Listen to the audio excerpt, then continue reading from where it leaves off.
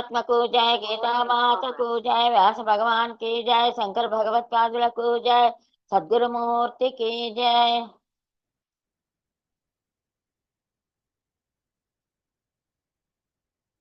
குத்து விளக்கெரிய கோட்டுக்கால் கட்டில் மேல் மென்தந்த பஞ்சசேனத்தில் மேலேறி கொத்தலர் பூங்குழல் நப்பெண்ணை கொங்கை மேல் வைத்திக் கடந்த மலர் மார்பாவாய் திறவாய் மைத்திக் கடன் கண்ணெண்ணாய் நீயுண்மணாலனை எத்தனை போதும் துயிலா ஒட்டாய்கான் எத்தனை ஏலும் பெருவாத்து இல்லாயான் தத்துமவன்று தகவேலோ ரெம்பாவாய்.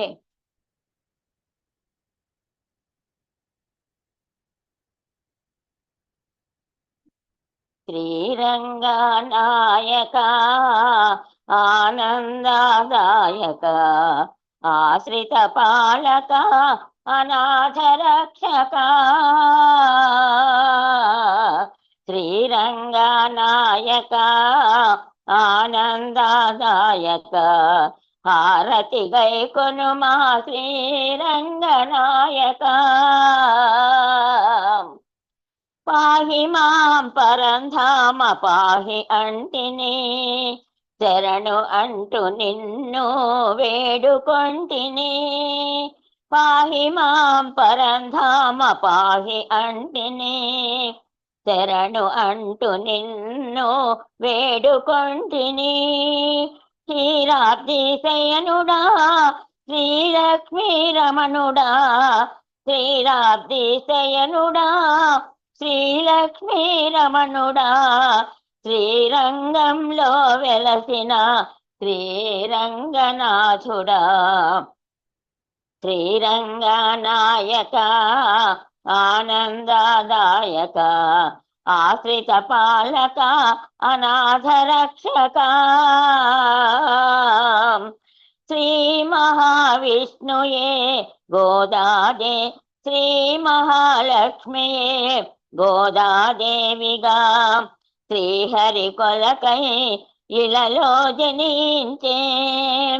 శ్రీ మహాలక్ష్మియే గోదాదేవిగా శ్రీహరి కొరకై ఇలలో జనించే. మాలలు వేసెను మనసర్పించెను మాలలు వేసెను మనసర్పించెను పాసురములు పాడి పరమాత్ముని చేరే. శ్రీరంగనాయక ఆనందదాయక ఆశ్రిత పాలక అనాథ రక్షక. శ్రీరంగనాయక ఆనందదాయక హారతి గై కొనరా శ్రీరంగనాయక. గోదా రంగనాథులకు జై.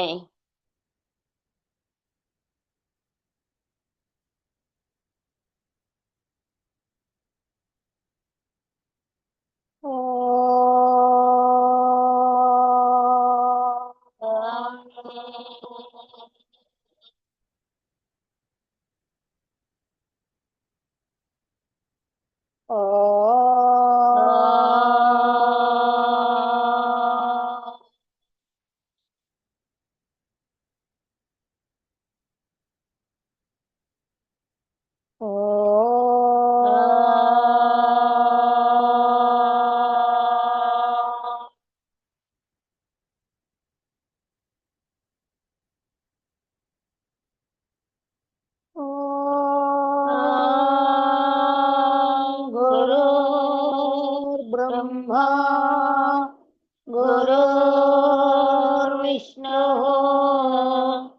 गुरुर्देव महेश्वरः गुरु साक्षात्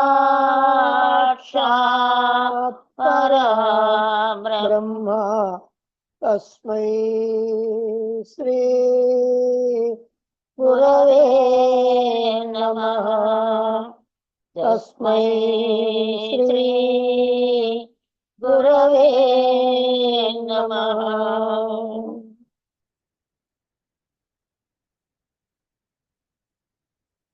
ఓం సదా శివసమారంభాం శంకరాచార్యమధ్యమాం అస్మదాచార్యపర్యంతాం వందే గురుపరంపరాం వందే గురుపరంపరాం.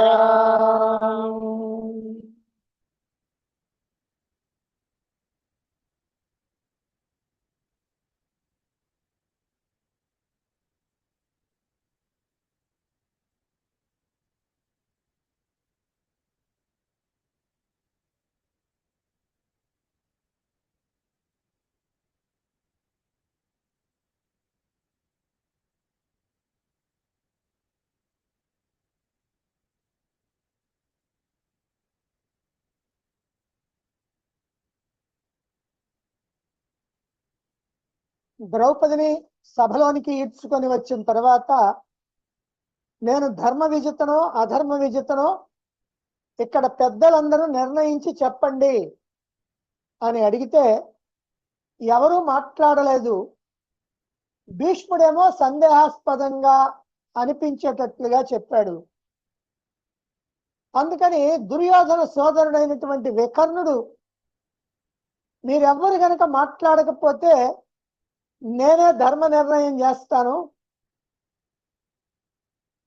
ఇక్కడ ధర్మరాజు ద్యోత వ్యసని.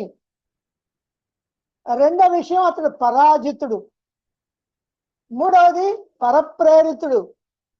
నాలుగవది ద్రౌపది 5గురికి భార్య. కాబట్టి ద్రౌపది అధర్మ విజిత.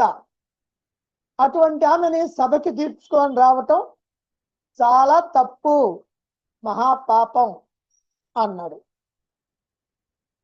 వికర్ణుడి యొక్క మాటలకి సభలో ఉన్నటువంటి అందరూ కూడా ఎంతగానో సంతోషించారు. వికర్ణుడిని ప్రశంసిస్తూ శకునిని నిందిస్తూ సభలో పెద్ద కోలాహలం జరిగింది. సరే, వికర్ణుడి మాటలకి కర్ణుడి కోపం వచ్చింది. అందుకని కర్ణుడు వికర్ణుని నిందిస్తూ మాట్లాడాడు. ఏం చెప్తున్నాడు కర్ణుడు? ఓ వికర్ణ, అగ్నిలో పుట్టినటువంటి అరణిలో పుట్టినటువంటి అగ్ని ఆ అరణిని దహించినట్లుగా నువ్వు కౌరవ వంశంలో పుట్టి ఆ కౌరవ వంశ నాశనానికి తయారయ్యావు. ద్రౌపదిని అధర్మ విజితని ఎలా చెప్తున్నావు? ధర్మరాజు ఓడిపోతే అందులో ద్రౌపది కూడా ఉంది కదా. పైగా ధర్మరాజు స్వయంగా ద్రౌపదిని పణంగా పెట్టాడు కదా. కాబట్టి ధర్మపూర్వకంగానే జయించబడింది. నువ్వెలా కాదంటున్నావు? ఏకవస్త్రైనటువంటి ద్రౌపదిని సభలోకి తీసుకురావటం తప్పంటావా? స్త్రీకి భర్త ఒక్కడే ఉండాలి. కానీ ఈమెకి 5గురు భర్తలు ఉన్నారు. అందుకనే బంధకి అంటే కులట, వేశ్య. కాబట్టి ఈమెని ఏకవస్త్రగా ఉంటే తీసుకురావటం కాదు, వివస్త్రం చేసి తెచ్చినా తప్పులేదు అన్నాడు. మరి వికర్ణుడి యొక్క ధర్మ నిర్ణయాన్ని త్రోసిపుచ్చటానికి కర్ణుడు ఏదైనా ఒక్కటన్నా సమాధానం చెప్పాడా? ధర్మరాజు ద్యూత వ్యసని కాదన్నాడా? పరాజితుడి కాదన్నాడా? పరప్రేరితుడి కాదన్నాడా? ద్రౌపది ధర్మరాజుకే కాదు 5గురికి భార్య కాదన్నాడా? ఏమీ కాదనలేకపోయాడు. ఏదో అతుకుల బొంతలాగా ఓ సమాధానం చెప్పాడు. ధర్మరాజు ఓడిపోతే ద్రౌపది ఓడినట్టే అని. మరి ద్రౌపది ఓడితే ద్రౌపది ఇంకా నీకు ఓడని ధనం ఉంది, ఆమెను వడ్డు అని శకుని ఎందుకు చెప్పాడు? శకుని కనుక తెలియక చెబితే మరి కర్ణుడు పక్కన ఉన్నాడు కదా, తెలిసినటువంటి వాడు ఏం చెప్పచ్చు కదా. అప్పుడు నోరు మూసుకున్నాడు ఎందుకు? కాబట్టి అప్పుడు ఏమీ చెప్పలేక మెదలకుండా ఊరుకున్నాడు. ఇప్పుడు నోటికి వచ్చింది వాగటం అలవాటు కాబట్టి వాగుతున్నాడు అంతే.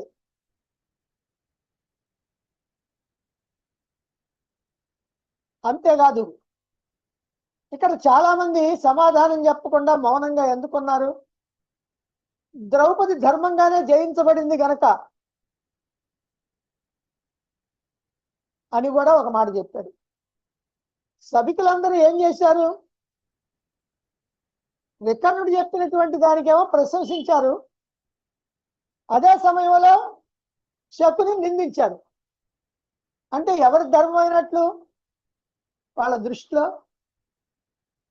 సరే, నోటికొచ్చినట్టు వాగాడు కర్ణుడు, కానీ ఆ మాట మీద నిలబడ్డా?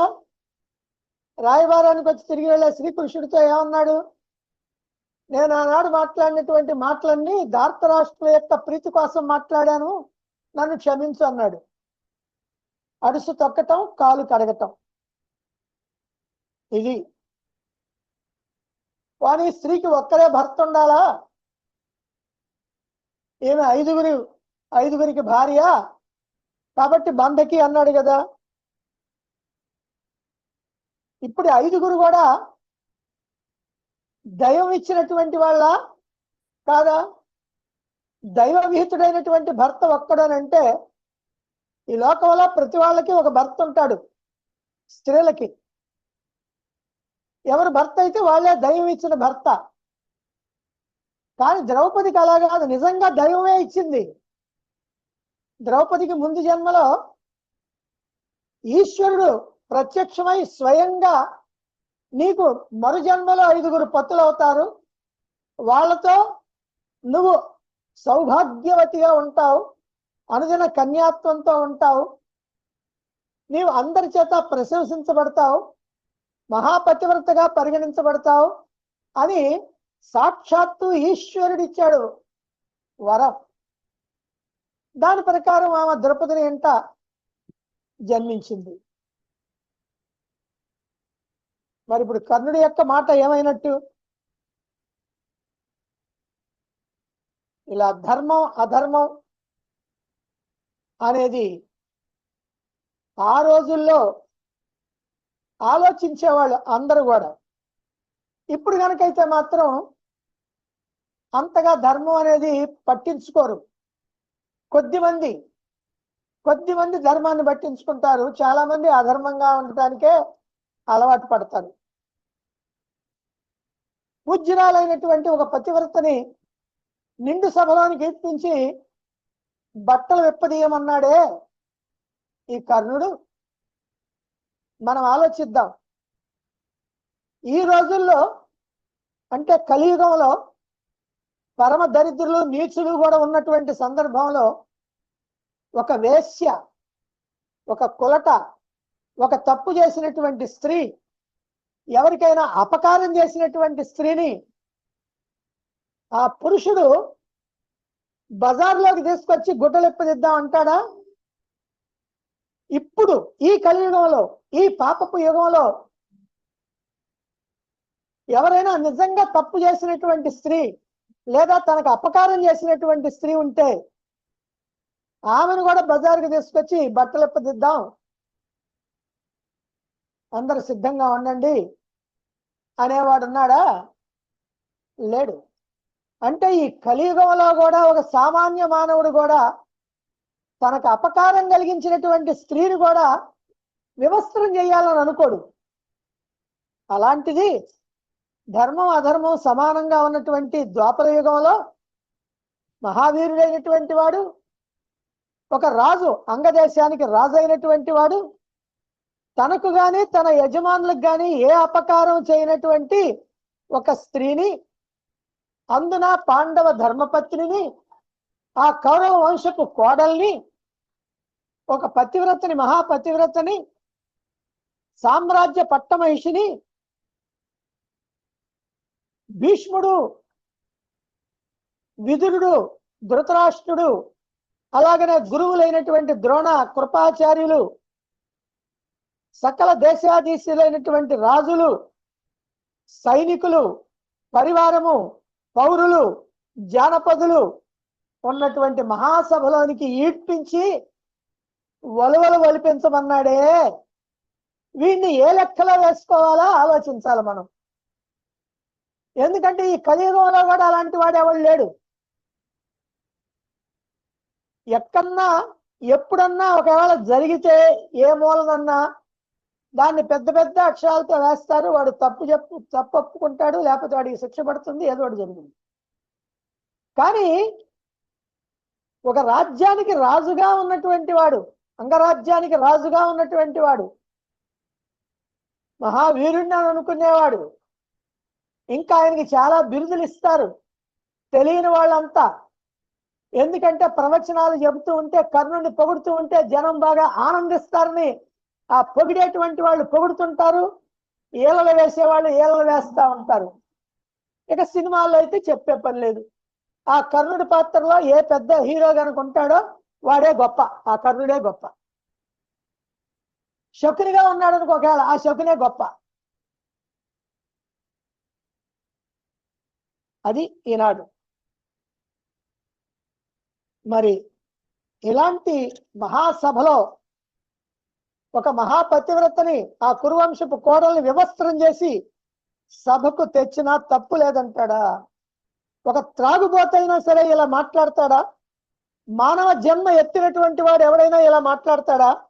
ఎంత ఒళ్ళు తెలియనటువంటి నగ్న తాండవాన్ని, పైశాచిక తాండవాన్ని నిండు సభలో కావిస్తున్నటువంటి కర్ణుడిని ఈనాడు మెచ్చుకునేటువంటి కర్ణాభిమానులు ఎవరైతే ఉన్నారో వాళ్ళ యొక్క సభ్యత ఏంటో మానవులు ఆలోచించుకోవాలి. సరే, వికర్ణుని మాటలు త్రోసిపుచ్చుతూ బంధకైనటువంటి ద్రౌపదిని వివస్త్రం చేసి సభకు తెచ్చిన తప్పు లేదు అని పలికినటువంటి కర్ణుడు ఆ తర్వాత ఏమన్నాడు? ఇదే ముఖ్యమైంది. పాండవుల వద్ద ఉన్నటువంటి ధనము, ద్రౌపది, పాండవులు, ఈ సర్వాన్ని కూడా శకుని ధర్మంగా గెలుచుకున్నాడు. కాబట్టి ఓ దుశ్శాసన, ఈ వికర్ణుడు బాలుడు కానీ గొప్ప విద్వాంసులాగా మాట్లాడుతున్నాడు. నీవు పాండవుల యొక్క, ద్రౌపది యొక్క వస్త్రాలను లాగేసేయి అన్నాడు. ఇది వస్త్రాపహరణం చేయమన్నది ఎవరంటే కర్ణుడు. ఈ విషయం తెలియనటువంటి వాళ్ళు ఏదో రకంగా అనుకుంటారు, అలాగనే సినిమాల్లో చూపిస్తామంటే అదే నిజం అనుకుంటారు. అదిగో ఆ శ్లోకం చెప్తున్నాను. సభాపర్వం 68వ అధ్యాయం 38వ శ్లోకం. దుశ్శాసన శుభాలోయం వికర్ణ ప్రజ్ఞవాదిక పాండవానాం చ వాసాంసి ద్రౌపద్యాశ్చాప్యుపాహర. ఓ దుశ్శాసన, శుభాలోయం వికర్ణ, ఈ వికర్ణుడు బాలుడు, ప్రాజ్ఞవాదిగా, నేను పెద్ద ప్రజ్ఞావంతుణ్ణి, పండితుణ్ణని మాట్లాడుతుంటాడు. పాండవానాంచ వాసాంసి, పాండవుల యొక్క వస్త్రాలని, ద్రౌపద్యాశ్చ అపి, ద్రౌపది యొక్క వస్త్రాలని ఉపాహరా, లాగేసేయి అన్నాడు కర్ణుడు. ఇది విని పాండవులు 5గురు కూడా ఎలాగో వాడు మన మీదకి వస్తాడని తమ పై ఉత్తరయాలను తీసి కింద పడేశారు. ఆ తర్వాత దుశ్శాసనుడు నిండు సభలో పెద్దలు, వృద్ధులు అందరి సమక్షంలో ద్రౌపదీదేవి కట్టినటువంటి వస్త్రాన్ని పట్టుకొని బలాత్కారంగా లాగటం ప్రారంభించాడు. వస్త్రాపహరణం అనేటువంటి నీచ నికృష్ట పైశాచిక కృత్యానికి మూల కారకుడు ఎవరు అని అంటే కర్ణుడు అనేటువంటి విషయాన్ని అందరూ గుర్తుపెట్టుకోవాలి. వస్త్రాపహరణం చేయమని ఆదేశించింది కర్ణుడు, వస్త్రాపహరణం చేసింది దుశ్శాసనుడు. అయితే ఆంధ్ర రాష్ట్రంలో మాత్రం, అంటే తెలుగు వాళ్ళు మాత్రం వస్త్రాపహరణం చేయమన్నది దుర్యోధనుడే అని నమ్ముతూ ఉంటారు. ఎందుకని? సినిమాల్లో, ప్రవచనాల్లో, రచ్చబండల్లో, చర్చల్లో, హరికథలు, బుర్రకథల్లో అలాగనే చెబుతారు కాబట్టి అలాగనే అనుకుంటారు. అయితే వాళ్ళు ఎందుకు అలా చెబుతున్నారు? ఆంధ్ర మహాభారతాన్ని చూచి, అంటే భారతం తెలుగులో ఉన్నటువంటి భారతాన్ని చూచి అక్కడ నన్నయ్య గారు ద్రౌపది వస్త్రాపహరణ గాథ సందర్భంగా దుర్యోధనుడే వస్త్రాపహరణానికి ఆదేశించినట్టు చెప్పడం జరిగింది. అంటే తెలుగు భారతంలో ద్రౌపది వస్త్రాపహరణం చేయమన్నది దుర్యోధనుడే అని నన్నయ్య గారు రాయటం జరిగింది.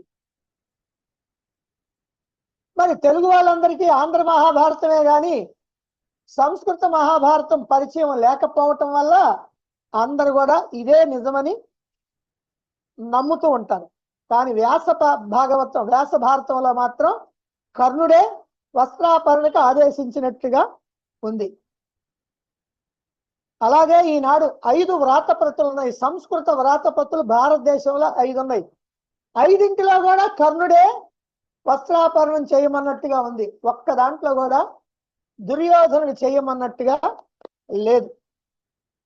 ఇంకా చెప్పాలంటే ఈ 5 పరిశోధన చేసినటువంటి గీతా ప్రెస్ గోరఖ్పూర్ వాళ్ళు పరిశోధిత గ్రంథంలో కూడా కర్ణుడే ఇలా దుశ్శాసనుడిని ఆదేశించినట్లుగా మనకుంది. దీన్ని బట్టి వస్త్రాపహరణం అనేటువంటి నీచమైనటువంటి నికృష్టమైనటువంటి బుద్ధి కర్ణుడిదే అనటంలో సందేహం లేదు. ఏమండి, మనం తెలుగు భారతాన్ని ఎందుకు తెలుగు భారతం ఎట్టొచ్చింది? సంస్కృత భారతాన్ని తెరిగించారు వాళ్ళు. కాబట్టి సంస్కృత భారతంలో ఉన్నదే తెలుగులో రావాలా.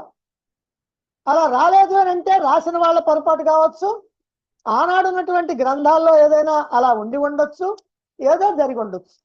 ఎందుకనంటే 11వ శతాబ్దంలో నన్నయ్య గారు దీన్ని రాసింది. కాబట్టి ఆయన చూసినటువంటి దాంట్లో ఒక దాంట్లో ఎక్కడైనా ఉందేమో తెలియదు. కానీ మనం ఆధారంగా తీసుకోవాల్సింది సంస్కృత భారతం. వ్యాసుడు మనకేం చెప్పాడో అది ప్రధానంగానే, ఈ నన్నయ్య తిక్కన ఏం చెప్పారో అది ప్రధానం కాదు మనకి. పైగా నన్నయ్య గారు తప్పులు ఎక్కడెక్కడ చేశారు అని అంటే మహాభారతాన్ని పరిశోధన చేస్తే జాగ్రత్తగా మనకు అర్థమవుద్ది. ఆంధ్ర మహాభారతం ఆది పర్వం పంచమాశ్వాసంలో ధృతరాష్ట్రుడు రాజు అయినట్టు రాశాడు నన్నయ్య గారు. పంచమాశ్వాసంలో ధృతరాష్ట్రుడు రాజు అయినట్టు రాసి షష్టాశ్వాసంలో అంటే 6వ ఆశ్వాసంలో దుర్యోధనుడు వచ్చి, తండ్రి నువ్వు రాజు కాకపోతివి, పాండురాజు రాజయ్యా, ఆ పాండురాజు కొడుకులు ధర్మరాజు ఇప్పుడు రాజు అవుతాడు, ఆ తర్వాత ఆయన కొడుకులు అవుతారు, తర్వాత వాళ్ళ కొడుకులు అవుతారు, ఇప్పుడు మేము మా కొడుకులు మా మనవాళ్ళందరం కూడా వాళ్ళ మోచేతి కింద నీళ్లు తాగుతా బ్రతకాల్సిందే కదా అని ఏడిస్తే, ఏం చేద్దామయ్యా, నేనేమో కళ్ళు లేకపోవటం వల్ల పరిపాలనకు పనికి రాకపోయాను, అందుకని పాండురాజే రాజయ్యాడు, కాబట్టి పాండవుల్ని కాదని నేనేం చేయగలుగుతాను అనేమో ఆయన అన్నాడు. అంటే ముందు పేజీలోనేమో ధృతరాష్ట్రుడు రాజు అని రాసి, తర్వాత పేజీలోనేమో నేను రాజు కాలేకపోయానని ఈయన, నువ్వు రాజు కాలేకపోతున్నాను కొడుకు, వాళ్ళిద్దరు చెప్పుకోవటం రాశాడు. ఆంధ్ర భారతంలో నన్నయ్య గారే మళ్ళీ రాసిన వాళ్ళు కూడా మారలా, ఎందుకంటే ఆది పర్వం కాబట్టి. అక్కడ ఒకటి. ఇక అంటే ఇలాంటి తేడాలు మనకు అక్కడక్కడ ఆంధ్ర మహాభారతంలో కనపడతా ఉంటాయి. అవి కూడా మనం ఇక్కడ కొన్ని చెప్పుకుంటే బాగుంటుంది. అదేమిటంటే ఈ వస్త్రాపహరణ విషయంలో మహాభారత యుద్ధానికి కారణం ఈ వస్త్రాపహరణమే అనేటువంటిది అందరికీ తెలుసు. వస్త్రాపహరణం కనుక జరగకపోతే మహాభారత యుద్ధం జరిగేది కాదు.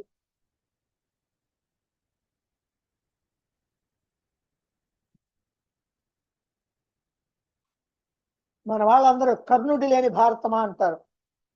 అంటే కర్ణుడు చాలా గొప్పవాడు, దానకర్ణుడు, ఆయన ఎంతో పరాక్రమశాలి, అది ఇది అని ఆయన పొగుడుతా కర్ణుడు లేకపోతే అసలు భారతం ఏముందని. నిజమే, ఆయన గొప్పవాడని కాదు, పరమ నీచుడని, అలాంటి దరిద్రుడు కనుక లేకపోయినట్లయితే భారత యుద్ధం జరిగేది కాదు అని. ఎందుకని? ఆయనేగా వస్త్రాపహరణం చేయమంది, ఆయనేగా దుశ్శాసనుడిని భీముడు శపథం చేసి నీకు రొమ్ము జీలుస్తానంది, ఆయనేగా దుర్యోధనుడి వైపు కన్నుగట్టి ఆ తొడ చూపిస్తే నీ తొడలు బద్దలు కొడతానని భీమసేనుడు ప్రతిజ్ఞ చేసింది. అంటే దుశ్శాసనుడి యొక్క చావుకి, దుర్యోధనుడి యొక్క చావుకి మూల కారణమైనటువంటి వాడు ఈ కర్ణుడే కదా. అందుకని కర్ణుడు లేని భారతమా అంటే కర్ణుడు లేకపోతే భారత యుద్ధం జరిగేదా అనే ఉద్దేశంతో అంటారు. కర్ణుడు ఎలాంటి అధర్మపరుడో, ఎటువంటి దుష్టుడో ఎంతటి పైశాచిక ప్రవృత్తి గలవాడో ఈ ద్యూత సభలో మనకి అర్థమవుతుంది. ఏమన్నాడు కర్ణుడు? పాండవుల ధనం, సంపదలు, ద్రౌపది, పాండవులు ఈ సర్వాన్ని శకుని ధర్మంగా గెలుచుకున్నాడు అన్నాడు. అది ధర్మమా? ఈ జోదం కపటం అని తెలియదా? కపటం చేసే నేను పాండవుల సంపద హరిస్తాన్ని శకుని చెబుతుంటే ధర్మంగా గెలుచుకున్నాడని కర్ణుడు అంటున్నాడు. ఈ కర్ణుడు సత్యవాక్ పాలకుడా? ఆడిన మాట తప్పని వాడా? అబద్ధం ఎప్పుడూ ఆడనటువంటి వాడా? తెలిసి తెలియనట్లు మాట్లాడేటువంటి వాడు సత్యపాలకుడా? మాయాజోగంలో గెలుచుకున్నటువంటి సంపద ధర్మబద్ధంగా గెలుచుకున్నదే అన్నాడు. ఇదేనా ధర్మ తత్పరత? ఇదేనా సత్యవాక్పాలన? తాను కుంతి పుత్రుణ్ణి అని తెలిసినప్పటికి కూడా దుర్యోధనుడికి చెప్పకుండా దాచటం అది మిత్రధర్మమా? పరశురాముడి చేత, బ్రాహ్మణుని చేత శపించబడి తిరిగి వచ్చినటువంటి కర్ణుడు ఆ శాపాలన్నీ కూడా వాళ్ళు తొలగిచ్చేశారులే అని అబద్ధం చెప్పటం కూడా సత్యవాక్పాలనేనా? పచ్చిగా అబద్ధం ఆడాడు కదా. ఇంకా కుంతిదేవికి చెప్పాడు, అర్జునుడు తప్ప మిగిలినటువంటి 4 సోదరులు నా చేత చిక్కినా సరే నేను చంపను అని చెప్పి దుర్యోధన దగ్గరికి అని చెప్పాడు, 5గురిని నేను చంపేస్తా, నీకేం భయం లేదు, 5గురు పాండవులు నా చేతిలో పోయారు అంతే అన్నాడు. ఈ కర్ణుడే మళ్ళీ శ్రీకృష్ణుడితో మాట్లాడతా నువ్వు అటు పక్క వస్తే రాజ్యం ఇస్తారని చెప్పినప్పుడు ఏమన్నాడు? ధర్మరాజు, నువ్వు గనక రాజ్యం ఇస్తే ఆ రాజ్యం తీసుకెళ్ళి నేను దుర్యోధనుడికి ఇవ్వాలా? దుర్యోధను లాంటి దుర్మార్గుడు ఈ రాజ్య పరిపాలకుడు కాకూడదు, ధర్మరాజే ఈ సమస్త భూమండలానికి చక్రవర్తి కావాలి, దుర్యోధనుడికి రాజ్యం రావటం అనర్థదాయకం అన్నాడు ఈ కర్ణుడు శ్రీకృష్ణుడితోటి. ఇదేనా స్నేహం? స్నేహం అంటే, మిత్రధర్మం అంటే ఇదేనా? ఇదేనా దుర్యోధనుడికి ఎంతో మిత్రుడైనటువంటి కర్ణుడు చెప్పాల్సినటువంటి మాటలు? ఇక ఈయన పరాక్రమం చూద్దామంటే ద్రోణాచార్యుడు కోరితే ద్రౌపదుడిని పట్టి తీసుకొచ్చి నా కాళ్ళ మీద పడేయండి అని కౌరవులతో పాటు పోయాడు ఈ కర్ణుడు కూడా. ద్రౌపదుడు కర్ణుడి యొక్క ఈ అంగసంధుల్లో తాడనం చేస్తే భరించలేక పారిపోయి వచ్చాడు. ఇది ఈయన పరాక్రమం. పైగా ఆయనకి కవచకుండలాలు ఉన్నాయి, అప్పుడు సహజ కవచకుండలాలు ఉన్నాయి, అప్పుడే పారిపోయాడు ద్రౌపదుడి చేతిలో ఓడిపోయి. ఆ ద్రౌపదుడిని కత్తి తెచ్చాడు అర్జునుడు, తెచ్చి ద్రౌపదుడి యొక్క కాళ్ళ మీద పడేశాడు. ఎవరు పరాక్రమశాలి? ఘోషయాత్ర నెపంతో అరణ్యాలకు పోయి గంధర్వుల చేతిలో ఓడిపోయి దిక్కు తోచక దూరంగా పారిపోయాడు వికర్ణుడు రథం ఎక్కి. దుర్యోధనుడు ధైర్యంగా పోరాడాడు వాళ్ళతోటి, అయితే వాళ్ళు బంధించి తీసుకెళ్తున్నారు ఆకాశ మార్గాన. సరే, చివరికి మళ్ళీ ఆ భీమార్జునులు వచ్చి విడిపించారు, అది వేరే విషయం. ఈ పారిపోయినటువంటి కర్ణుడా పరాక్రమశాలి? వాడి లాంటి గొప్పవాడు ఇంకెవరు లేడా? ద్రౌపది స్వయంవరంలో బ్రాహ్మణ వేషంలో ఉన్నటువంటి అర్జునుడితో యుద్ధం చేశాడు కర్ణుడు. చేసి నువ్వెవరివి? దేవేంద్రుడివా? పరశురాముడివా? ఎవరివి? నువ్వు సామాన్యమైనటువంటి వాడివి కాదు అంటే, నేను సామాన్యమైన బ్రాహ్మణుడిని యుద్ధం చేయన్నాడు. అమ్మో, బ్రాహ్మణ తేజం అజేయం అని చెప్పి వెనక్కి తిరిగి పారిపోయాడు.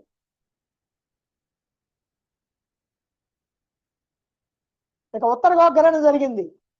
ఉత్తర గోగ్రహణంలో చతురంగ బలాలతో వెళ్ళాడు దుర్యోధనుడు విరాట నగరానికి ఉత్తర దిక్కున ఉన్నటువంటి గోవుల్ని తరలించుకోవటానికి. అప్పుడు భీష్ముడు, ద్రోణుడు, కృపాచార్యుడు, అశ్వత్థామ, దుర్యోధనుడు, దుశ్శాసనుడు, శకునితో పాటుగా కర్ణుడు కూడా వెళ్ళాడు.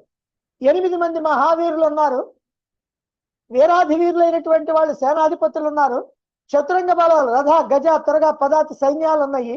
నేల ఈనినట్లుగా సైన్యం అంతా ఉంటే చూచి భయపడిపోయి విరాటుడి యొక్క కుమారుడు ఉత్తరుడు పారిపోతుంటే పట్టుకొచ్చి ఆ ఉత్తరుణ్ణేమో సారథిగా పెట్టుకొని అర్జునుడు ఒక్కడే, చక్ర రక్షకులు లేరు, సహాయకులు లేరు, శ్రీకృష్ణుడు లేడు, తమ్ముళ్ళు అన్నలు లేరు, ఎవ్వరూ లేకుండా ఒక్కడే యుద్ధం చేసి సేన మొత్తాన్ని కూడా ఓడించేశాడు. అందరినీ కూడా ఓడించి పడగొట్టేసి వాళ్ళ యొక్క తలపాగాల మీద ఉన్నటువంటి కుచ్చులు బొమ్మ పత్రికల కోసం కోసుకొని తీసుకొచ్చాడు ఉత్తరుడు. ఇది పరాక్రమం. అందరూ ఏమంటారు, కర్ణుడు సామాన్యుడు కాదండి, అర్జునుడు ఆగడండి కర్ణుడు ముందని. అర్జునుడిని ఓడించినటువంటి ఒక్క సందర్భం ఎవరైనా చెప్పండి. భీముడి చేతిలో 6 సార్లు ఓడిపోయాడు 14వ రోజు. భీముడి చేతిలో ఒకసారి ఆ రథంలో పడిపోతే భీముడు ఆ రథం మీదకి ఎక్కి, కర్ణుడు రథం మీదకి ఆ నాలిక బయటికి తీసి, ఈ నాలుగుతోటి కదా దుర్మార్గపు మాటలు మాట్లాడింది, దీన్ని కోసేస్తానని కత్తి తీసుకొని కొయ్యబోతున్నాడు. అంతలో సారథి శల్యుడు చెప్పాడు, నువ్వు గనక నాలుగు వస్తే చస్తాడు, వాడు చస్తే అర్జునుడి యొక్క ప్రతిజ్ఞ ఏం కావాలా, నువ్వు వదిలేసి వెళ్ళిపో అన్నాడు. అందుకని వదిలేసి వచ్చాడు భీముడు. కాబట్టి ఇది కర్ణుడి యొక్క బ్రతుకు. ఈ కర్ణుడి యొక్క బ్రతుకుని ఇంకా ముందు ముందు మనం ఇంకోసారి చెప్పుకుంటాం. సరే, ఇక అది అయిపోయిన తర్వాత కర్ణుడు ఎలాంటి వాడో ఏమిటో మనం కొంత చెప్పుకున్నాం ఇక్కడ, ఆయన పరాక్రమాన్ని గురించి, వాటి గురించి. ఇంకా ఆయన దానశీలత, ఆయన ధర్మాన్ని గురించి, దానశీలతను గురించి ముందు ముందు చెప్పుకోవాలి. సరే, ఇప్పుడు కర్ణుడి యొక్క ఆదేశంతో దుశ్శాసనుడు ద్రౌపది కట్టినటువంటి వస్త్రాన్ని పట్టుకొని బలాత్కారంగా లాగటం ప్రారంభించాడు. అంటే ఇప్పుడు ద్రౌపది వస్త్రాపహరణం వచ్చింది. ఇప్పుడు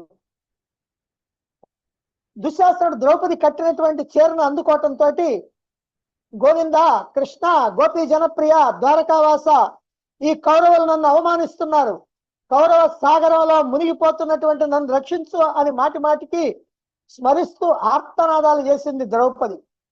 ద్రౌపది యొక్క భక్తికి, ద్రౌపది యొక్క ప్రార్థనకి, ద్రౌపది యొక్క పాతివ్రత్య మహాత్యానికి చలించిపోయినటువంటి శ్రీకృష్ణుడు శయ్య మీద నుంచి తటాలను దిగి పరుగు తీశాడు. అవ్యక్త రూపంలో ప్రవేశించి రంగురంగుల వస్త్రాలతో ద్రౌపది దేవి శరీరాన్ని ఆచ్ఛాదింపజేస్తే, దుశ్శాసనుడు వస్త్రాన్ని లాగుతూ ఉంటే అనేకమైనటువంటి వస్త్రాలు ఆ శరీరం నుంచి వాటంతట అవే పుట్టుకొని వచ్చేస్తా ఉన్నాయి. ఎన్నొచ్చినాయి?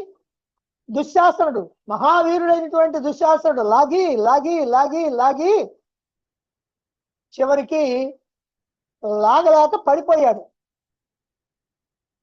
అన్ని వచ్చినాయి. అంత పెద్ద కుప్ప, పర్వతం అంత కుప్ప వచ్చింది. ఆశ్చర్యంగా చూస్తున్నారు అక్కడ ఉన్నటువంటి సభికులంతా కూడా. వేల కొద్దీ చీరలు గుట్టలుగా పడి ఉన్నాయి. ఆ సమయంలో అక్కడ భయంకరమైనటువంటి కోలాహలం చెలరేగింది. జగత్తులో ఏనాడు ఎక్కడ ఎవరు చూడనటువంటి అద్భుతమైనటువంటి దృశ్యాన్ని చూచారు సభాసదులంతా కూడా. ద్రౌపదిని ఘనంగా ప్రశంసించారు. ఈ మహాత్యాన్ని కళ్ళతో చూచిన తర్వాత ఎవడు ఇంకా ఆశ్చర్యంగా చూడక, ఎవడు ఇది సామాన్యమైనటువంటి చర్య అనుకుంటాడు? అదే సమయంలో దుశ్శాసనాన్ని ఘోరంగా నిందించారు. అక్కడేమో శకుని నిందించారు, ఒకచోటేమో కర్ణుని నిందించారు, ఇక్కడేమో దుశ్శాసనుని నిందించారు. ఆ సమయంలో భీమసేనుడి యొక్క కళ్ళ నుండి నిప్పురవ్వలు రాలుతా ఉన్నాయి. పిడికిలు బిగించాడు. ఓ సభాసదులారా, నా ప్రతిజ్ఞని వినండి. ఇంతకు పూర్వం ఈ ప్రతిజ్ఞని ఎవరు చేయలా, ఇక ముందు కూడా ఎవరు చేయరు. భరత వంశానికి కళంకం తెచ్చినటువంటి ఈ దుష్ట దుశ్శాసనుని రాబోయే యుద్ధంలో గుండెలు బ్రద్దలు కొట్టి వీడి యొక్క వేడి వేడి రక్తాన్ని పానం చేస్తాను. అలా చేయలేకపోతే నేను నా పితామహుల గతికి తప్పిన వాడిని అవుతాను అని భయంకరమైనటువంటి ప్రతిజ్ఞ చేశాడు భీమసేనుడు. ఆ ప్రతిజ్ఞ చేసినప్పుడు సభికులంతా ఏం చేశారు? భీముడిని ప్రశంసించారు. అంటే భీముడు చేసిందే రైట్ అని ప్రశంసించారు. దుశ్శాసనుని నిందించారు. సభలో ఆసీనులైనటువంటి రాజన్యులందరూ దుశ్శాసనుని అనేక విధాలుగా నిందించడమే కాకుండా సభలో ఎవరు కూడా ద్రౌపది ప్రశ్నకి సమాధానం చెప్పకపోవటంతో ధృతరాష్ట్రుని కూడా నిందించారు. ఇది గమ్మత్తు. దుశ్శాసనునే కాదు, ధృతరాష్ట్రుని కూడా నిందించారు. క్రోధంతో చూస్తా ఉన్నారు. అప్పుడు విదురుడు లేచాడు. ఓ సభాసదులారా, ధర్మం చెప్పమని ద్రౌపది అడుగుతున్నది, కానీ ఎవరు ఈ విషయమే ఆలోచించటం లేదు. వికర్ణుడు తన అభిప్రాయాన్ని చెప్పాడు. మీరు కూడా మీ మీ నిర్ణయాలు ఏమిటో చెప్పండి.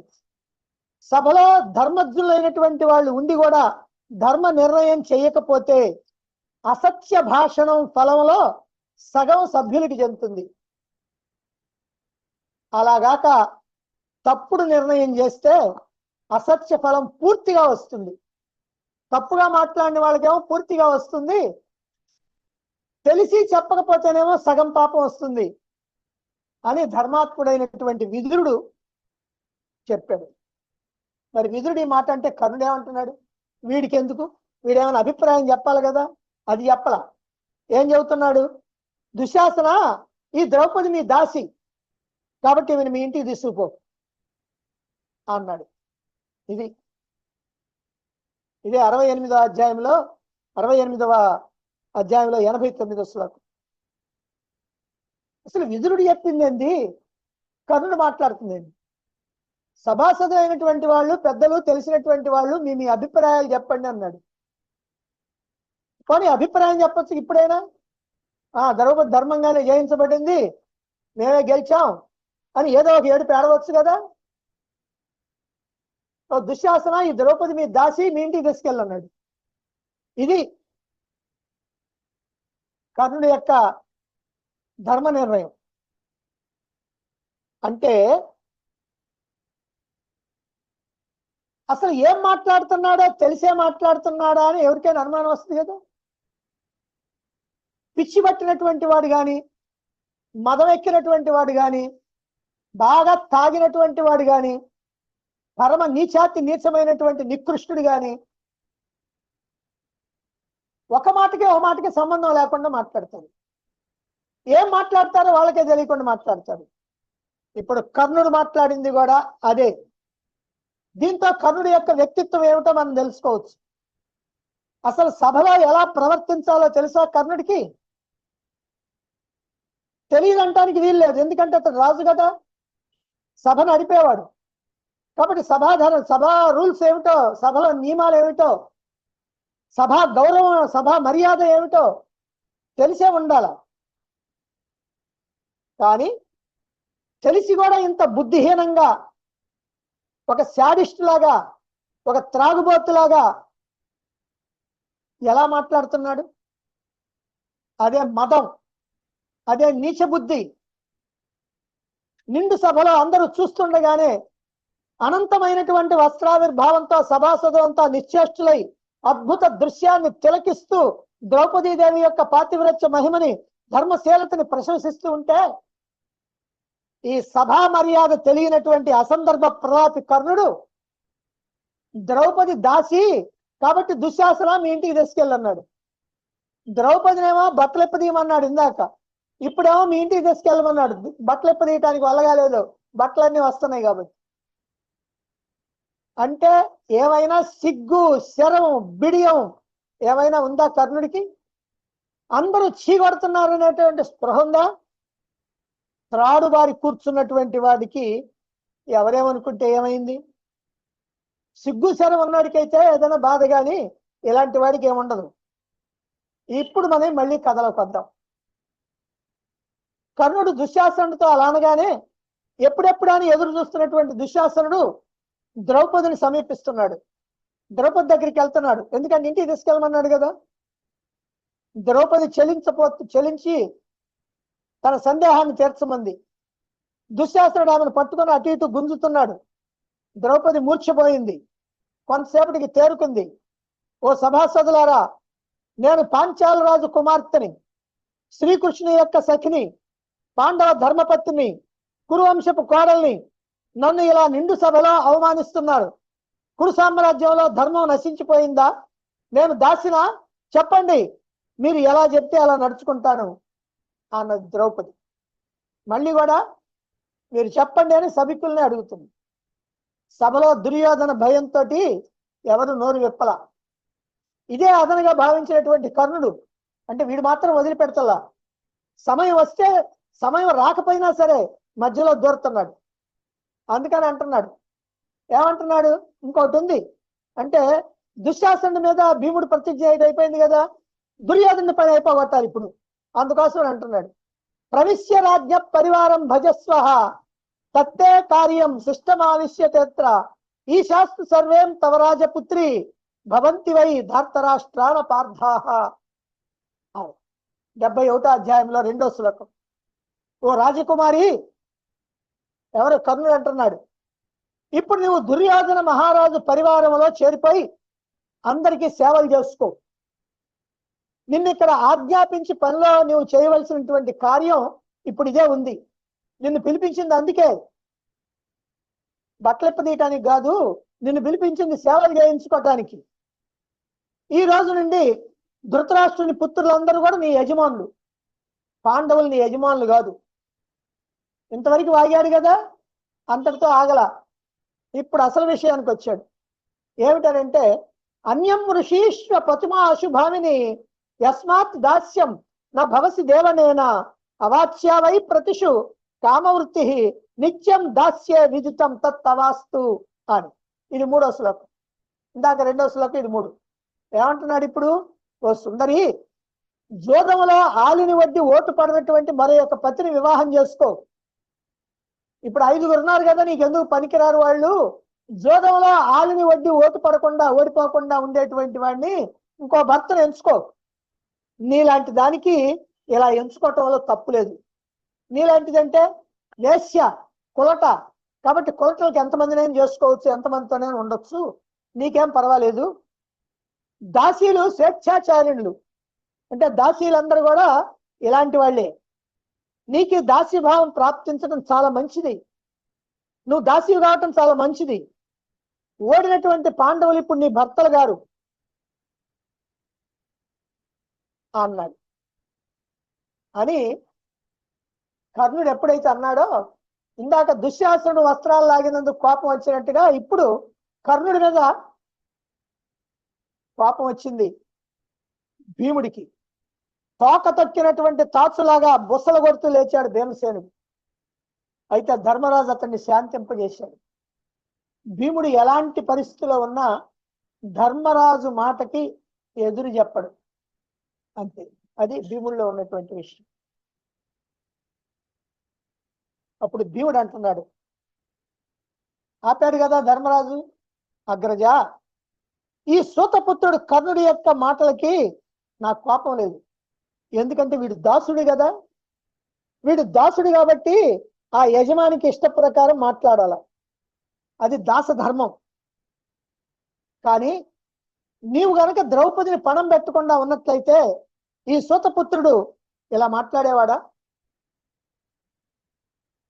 అన్నాడు. భీముని మాటలు విని అచేతనుడయ్యాడు ధర్మరాజు. ఎందుకంటే ధర్మరాజు అసలు సిగ్గుతోటి తలకాయ ఉంచుకొని చాలా బాధపడుతున్నాడు. అప్పుడు దుర్యోధనుడు అంటున్నాడు, ఓ ధర్మనందన, భీమార్జున నకుల సహదేవులు నీ ఆజ్ఞానువర్తులు, నువ్వు చెప్పినట్టు వింటారు. కనుక నువ్వే ద్రౌపది ప్రశ్నకి సమాధానం చెప్పు. ద్రౌపది జయించబడిందా లేదా, నీ అభిప్రాయం ఏమిటో చెప్పు అంటూ అంతటితో ఆగల. ఐశ్వర్య మదంతో ఉన్మత్తుడైనటువంటి దుర్యోధనుడు ఆ సమయంలో కర్ణుడు చేసినటువంటి కనుసైగని చూసి భీమసేనుని తిరస్కార భావంతో చూస్తూ ద్రౌపది వైపుకు చిరునవ్వులు చిందిస్తూ తన తొడ మీద ఉన్నటువంటి వస్త్రాన్ని తొలగించి ఎడమ తొడని ద్రౌపదికి చూపించి కనుసైగ చేశాడు, అంటే వచ్చి కూర్చోమని. ఎడమ తొడనే ఎందుకు అని మళ్ళీ ఎవరికైనా సందేహం రావచ్చు. కుడి తొడ కూతురు, కోడలు మొదలైనటువంటి వాళ్ళు కూర్చునేది, ఎడమ తొడ భార్య కూర్చునేటువంటి. అందుకని ఎడమ తొడ చూపించాడు దుర్యోధనుడు.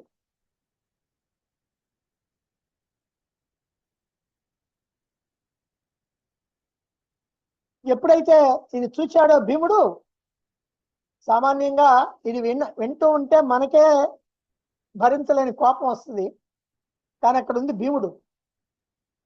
నేత్రాలు క్రోధంతో ఎరిపెక్కిని తీక్షణంగా దుర్యోధనుడి వైపు చూస్తూ సభాసందులందరూ వినేటట్టుగా అంటున్నాడు, ఓ దుర్యోధన, రాజ్య సంపదల మదంతో మత్తెక్కి ద్రౌపదికి తొడలు చూపి అవమానించినటువంటి నిన్ను రాబోయేటువంటి మహాసంగ్రామంలో నా గదా దండంతో నీ తొడలు విరగ్గొట్టి వధింపకుండా ఉన్నట్లయితే నాకు నా పూర్వీకుల యొక్క పుణ్యలోకాలు లభించకుండుగాక అని తీవ్రమైనటువంటి ప్రతిజ్ఞ చేశాడు భీమసేనుడు. సమయంలో భీముని శరీరం మీద రోమాల్లో నుంచి అగ్ని కణాలు బయటకు వచ్చినాయి. అంటే ఎంత కోపంతో ఉన్నాడో ఇక్కడ తెలియజేస్తున్నాడు వ్యాస మహర్షి. అంటే కర్ణుడు ఏం పుణ్యం కట్టుకున్నాడు? దుశ్శాసనుడితోటేమో వస్త్రాలు లాగమని చెప్పి ఆ దుశ్శాసనుడిని గుండెలు బద్దలు చేస్తాను, నెత్తురు దవుతానని చెప్పి శపథం చేయించాడు. దుర్యోధనుడికేమో కనుసగ చేయించి ఆ దుర్యోధనుడేమో తొడ చూపిస్తే నీ తొడలు బద్దలు కొట్టి సంహరిస్తానని భీముడి చేత ప్రతిజ్ఞ. అంటే దుశ్శాసనుడికి దుర్యోధనుడికి ఎంత సహాయం చేశాడో చూడండి కర్ణుడు. అంటే వాళ్ళ సర్వనాశనానికి బీజం వేశాడు. వీడు యజమాని యొక్క క్షేమాన్ని కోరేటువంటి వాడు. ఇది జాగ్రత్తగా ఆలోచించాలి. దుర్యోధనుడి కోసం ప్రాణమైనా ఇస్తాడు కర్ణుడు అన్నారు కదా, ఇదే ప్రాణం ఇయటం. వీడి ప్రాణం కాదు, వాళ్ళ ప్రాణం. ఇంకో గొప్ప విషయం ఉంది. అదేమిటంటే ఈ మహాయుద్ధం జరగటానికి మూల కారణం ఏమిటి? శ్రీకృష్ణుడు వచ్చి రాయబారం చెప్తే 5గురికి 5 ఊళ్ళైనా ఇవ్వండి, వాళ్ళు కూడా బ్రతకాలి కదా, వాళ్ళని పోషించటం మీ ధర్మం కదా, రాజ్యం అంతా మీరే ఉంచుకొని 5గురికి 5 ఊళ్ళు ఇవ్వండి అంటే ఇవ్వనన్నాడు. ఒక్క ఊరు అంటే ఒక్క ఊరు కూడా ఇవ్వనన్నాడు. చివరికి ఇంకో మాట అన్నాడు, సూది మన మోపినంత నేల కూడా నేను ఇవ్వనన్నాడు.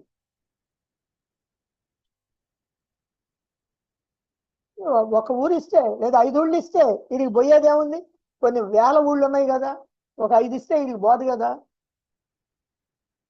తర్వాత తండ్రితో చెప్పాడు, ఏమిరా శ్రీకృష్ణుడు అంతటి వాడు వచ్చేట్టు మాట్లాడితే మరి ఇలా మాట్లాడేందంటే, తండ్రి నీకు తెలీదు, నా బలము, నా పరాక్రమం, నా వీర్యం, నేను గదాదండాన్ని గనక ధరించి వస్తే యమధర్మరాజు కూడా వెనక్కి పోవాల్సిందే. నేను అసలు ఈ భీష్ముడిని, ద్రోణాచార్యుని, కృపాచార్యుని వీళ్ళని చూసి యుద్ధానికి సిద్ధమయ్యాను అనుకున్నావా? నేను, నా సోదరుడు దుశ్శాసనుడు, కర్ణుడు, మేము ముగ్గురం చాలు, పాండవ సైన్యం హతమైపోద్ది. వాళ్ళు 7 అక్షముళ్ళు, మనం 11 అక్షముళ్ళు. మహావీరులంతా మన పక్క ఉన్నారు, వాళ్ళ పక్క తక్కువ మంది ఉన్నారు. ఇంకా నీకెందుకు భయం? మన గెలుపు ఖాయం. మన గెలుపు ఖాయం కాబట్టే వాళ్ళు చేప వచ్చి అడుక్కుంటున్నారు మనల్ని. 5 ఇయ్యండి, 4 ఇయ్యండి, 3 ఇయ్యండి అని చెప్పాడు. కర్ణుడిని చూచి నేను యుద్ధానికి సిద్ధమవుతున్నా అన్నాడు. కర్ణుడు కూడా శ్రీకృష్ణుడితో చెప్పాడు, నన్ను చూచి దుర్యోధనుడు యుద్ధానికి సిద్ధమవుతున్నాడు అన్నాడు. మరి ఇంత పెద్ద యుద్ధాన్ని కర్ణుడిని చూచి కదా చేస్తున్నది. మరి కర్ణుడు 18 రోజులు యుద్ధం చేశాడా? 10 రోజులు యుద్ధరంగానికి రాలా, ఇంట్లో పడుకున్నాడు. ఎందుకు? అలిగాడు. ఎవరి మీద? భీష్ముడి మీద. ఎందుకు అలిగాడు? ఆ కర్ణుడిని అర్ధరాజులు అన్నాడంట. అంటే కర్ణుడిని అర్ధరాజులు అనగానే భీష్ముడి మీద అలిగి ఇంత పెద్ద మహాయుద్ధాన్ని దుర్యోధనుడు తలపెడితే దాంట్లో 10 రోజులు రాలా. అందుకే అక్కడికి ఏం చెప్పాడు? భీష్ముడు బ్రతికున్నంత వరకు నేను రానన్నాడు. అసలు భీష్ముడిని చంపగలిగిన వాడు ఎవడనున్నాడా? భీష్ముడికి స్వచ్ఛంద మరణం వరంగా ఉంది. అంటే ఆయన చావాలనుకుంటే చస్తాడు కానీ లేకపోతే ఆయన చావడు. మరి 18 రోజులు ఆయన గనక చావకుండా యుద్ధరంగంలో గనక ఉన్నాడు అనుకో, అప్పుడు ఈ కర్ణుడు ఎక్కడుంటాడు? అంటే పడుకొని నిద్రపోతానే ఉంటాడు. వీడు ఆ దుర్యోధనుడికి ప్రియమిత్రుడు.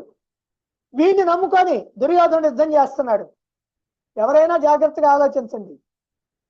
ఆ పక్క కానీ ఈ పక్క కానీ ఉన్నటువంటి 18 అక్షరాల సేనలో అందరూ మొదటి రోజు నుంచే పాల్గొన్నారు. ఎప్పుడు చస్తే అప్పుడు చచ్చారు అంతే, కానీ మొదటి రోజు నుంచి పాల్గొన్నారు. కర్ణుడు ఒక్కడే 11వ రోజు వచ్చాడు.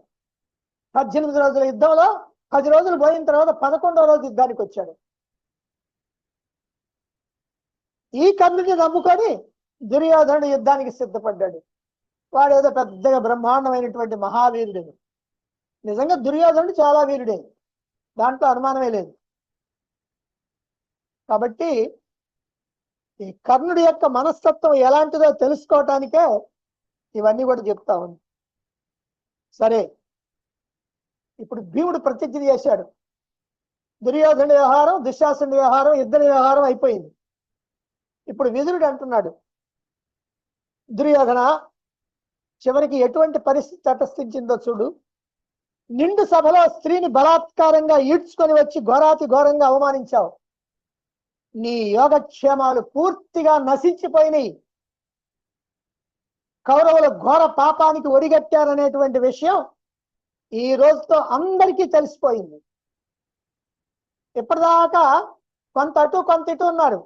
ఇప్పుడు ఏమైంది? కౌరవులు పరమ దుర్మార్గులు అనేటువంటి విషయం అర్థమైపోయింది అని విదురుడు అంటూ ఉన్నటువంటి సమయంలోనే ఏదో జరిగింది. ఏం జరిగింది?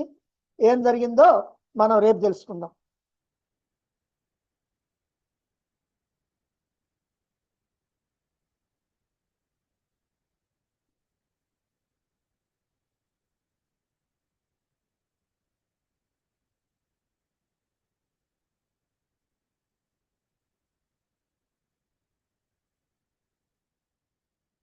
ఒక అనౌన్స్మెంట్ చేయాలి.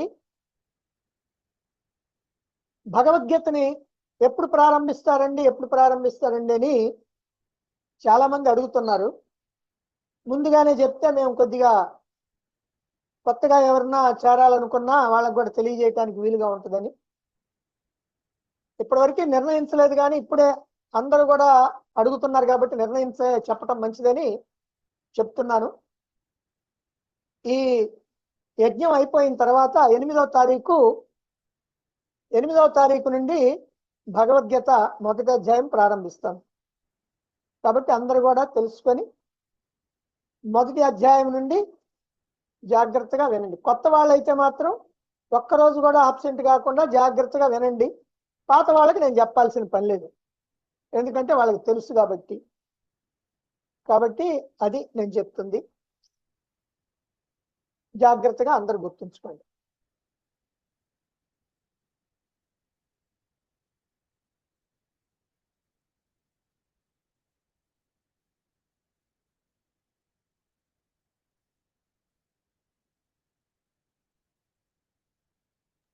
ఇది ఫస్ట్ క్వశ్చన్ అండి.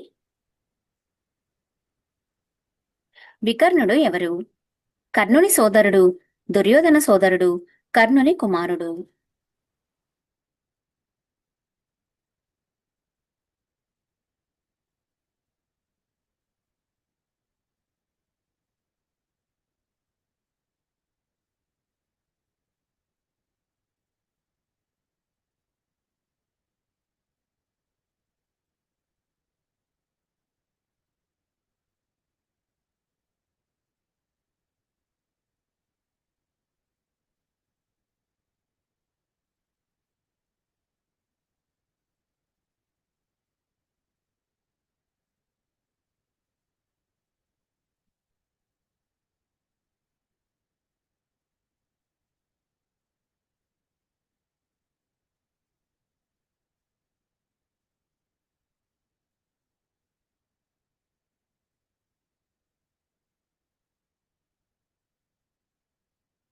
ఓకే, స్టాప్ చేస్తున్నానండి. కరెక్ట్ ఆన్సర్ దుర్యోధన సోదరుడు. 223 మంది కరెక్ట్ గా ఆన్సర్ చేశారు. Next question. ద్రౌపది అధర్మ విజిత అని వికర్ణుడు ఎలా నిర్ణయించాడు? ధర్మజుడు ఇష్టం లేకుండా పణం పెట్టినందున, ధర్మజుడు ద్యూత వ్యసని, పరాజితుడు, పరప్రేరితుడు, ద్రౌపది 5గురికి భార్య అని సభకు తీసుకుని వచ్చినందున.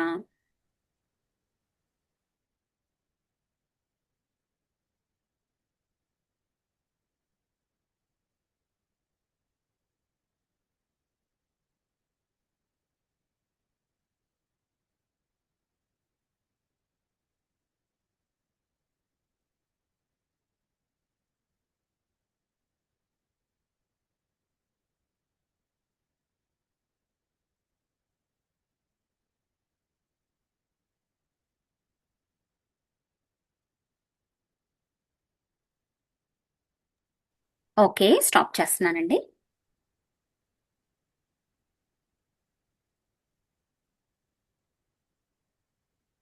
Correct answer.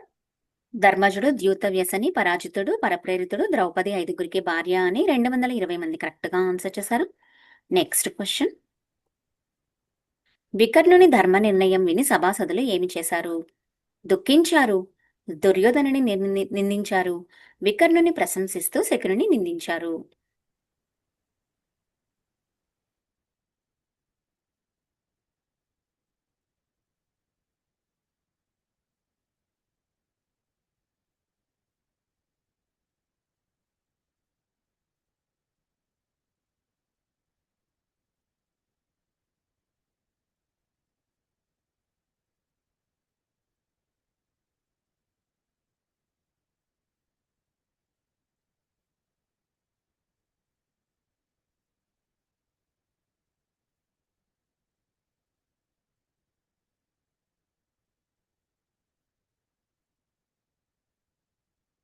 ఓకే, స్టాప్ చేస్తున్నానండి.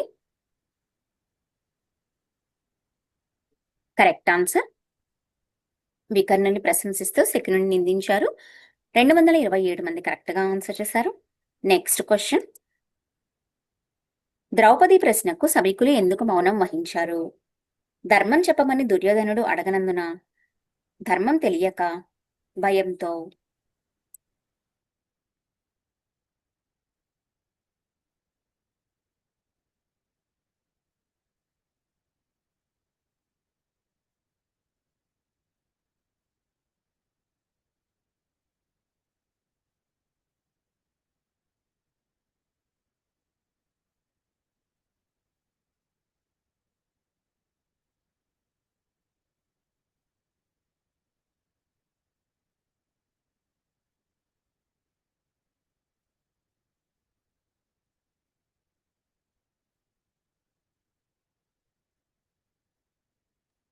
ఓకే, స్టాప్ చేస్తున్నానండి.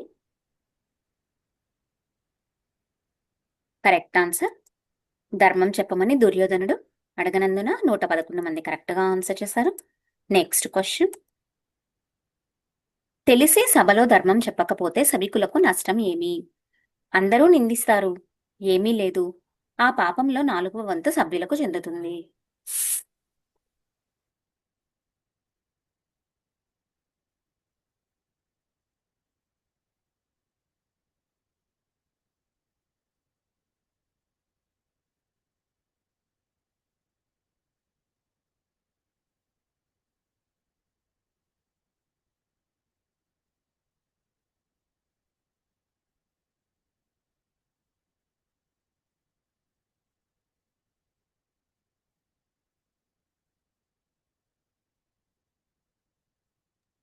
ఓకే, స్టాప్ చేస్తున్నానండి. Correct answer. ఆ పాపంలో 4వ వంతు సభ్యులకు చెందుతుంది. 232 మంది కరెక్ట్ గా ఆన్సర్ చేశారు. Next question. వికర్ణుడు ఎందుకు ధర్మం చెప్పాడు? తన బాధ్యత అని భావించి అందరిలో తన గొప్పతనాన్ని ప్రదర్శించుటకు, ద్యూత ధర్మం తెలిసినవాడు దుర్యోధనునికి అంతగా భయపడవలసింది లేదు అని.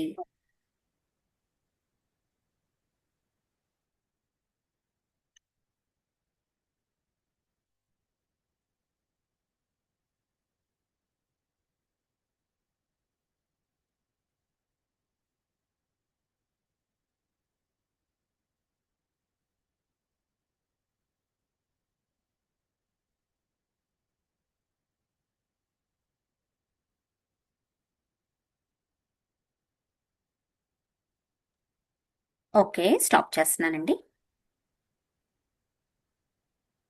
Correct answer. ద్యూత ధర్మం తెలిసినవాడు దుర్యోధనునికి అంతగా భయపడవలసింది లేదు అని 226 మంది కరెక్ట్ గా ఆన్సర్ చేశారు. Next question. వికర్ణుని మాటను కాదని కర్ణుడు ధర్మం ఏమని చెప్పాడు? ధర్మరాజు ఓటమిలో ద్రౌపది ఓటమి కూడా ఉన్నదని, ద్యూత ధర్మం నీకు తెలియదు అని, ధర్మజుడు జూదరి కాదని.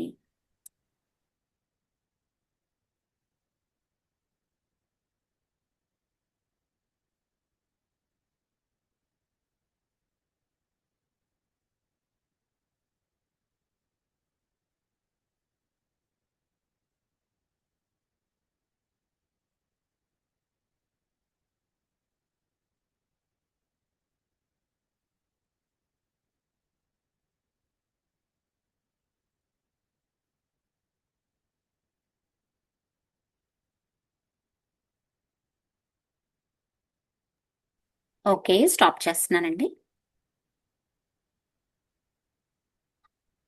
Correct answer. ధర్మరాజు ఓటమిలో ద్రౌపది ఓటమి కూడా ఉన్నదని 204 మంది కరెక్ట్ గా ఆన్సర్ చేశారు. Next question. ద్రౌపదిని సభకు ఈడ్చుకుని రావటంలో ఏ తప్పు ఎందుకు లేదన్నాడు కర్ణుడు? ద్రౌపది రజస్వల కనుక, ద్రౌపది బందకి కనుక, ద్రౌపది అందగత్తె కనుక?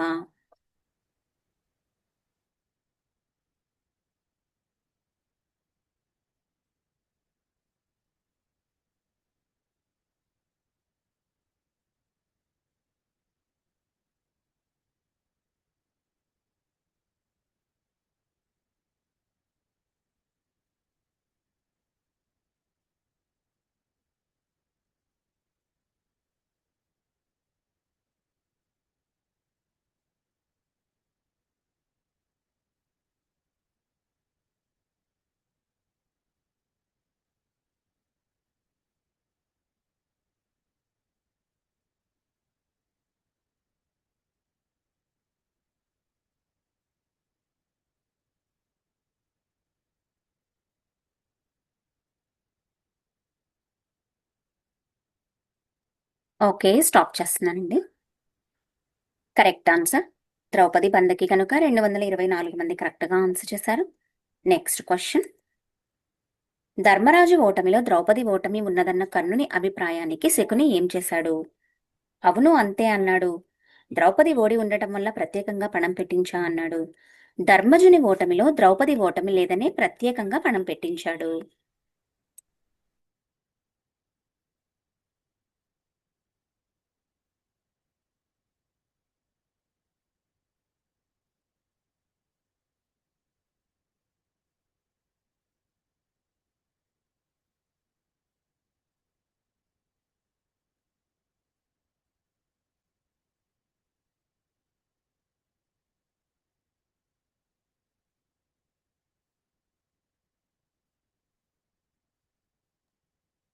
ఓకే, స్టాప్ చేస్తున్నానండి.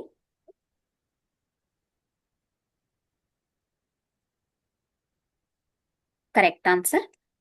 ధర్మజుని ఓటమిలో ద్రౌపది ఓటమి లేదని ప్రత్యేకంగా పణం పెట్టించాడు. 224 మంది కరెక్ట్ గా ఆన్సర్ చేశారు. Last question. కర్ణుడు పిచ్చి ప్రేలాపనలను ఎందుకు చేశానని శ్రీకృష్ణునితో అన్నాడు? ధార్తరాష్ట్రుల ప్రీతి కొరకు, ధర్మం గనుక, ఏదో తెలియక?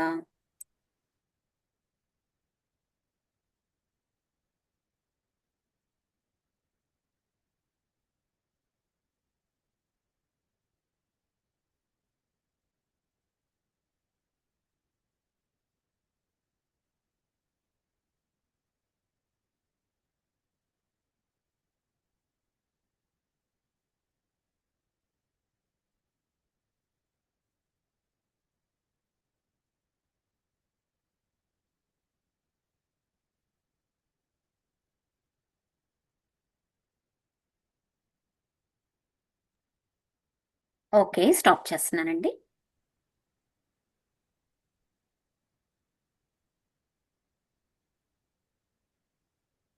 Correct answer.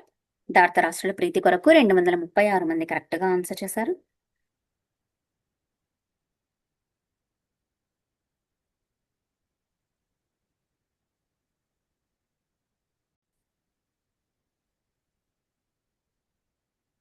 వసంత కుమారి గారు. గురు పరమాత్మ మీ పాదవద్నాలకి, అమ్మగారి పాదవద్నాలకి నమస్కారాలు గురుదేవ. గురుదేవ, ఈ ద్రౌపది గాథ వింటుంటే మనసు చెలించిపోతుంది గురుదేవ. చాలా బాధ, వినటానికి ఎంత బాధగా ఉంది. ఆ తల్లి ఎలా భరించింది ఆ సభలో అని చాలా మనసుకు బాధగా అనిపిస్తుంది గురుదేవ. ఈ ద్రౌపది వస్త్రాభరణాన్ని సినిమాల్లో మాత్రం అదొక కామెడీ లాగా చూపించి ఎంత అవమానంగా, అంత నీచంగా చేస్తున్నారో ఇప్పుడు తలుచుకుంటుంటేనే బాధగా అనిపిస్తుంది గురుదేవ. గురుదేవ, ఇప్పుడు మొత్తం అందరూ 100 అది రాక్షస జాతి వాళ్ళ గురుదేవ వాళ్ళు. ఆ, అవును. రాక్షసులే ఈ 100 పుత్రులుగా. కాదు, ఈ 100 మందే కాదు రాక్షస జాతి.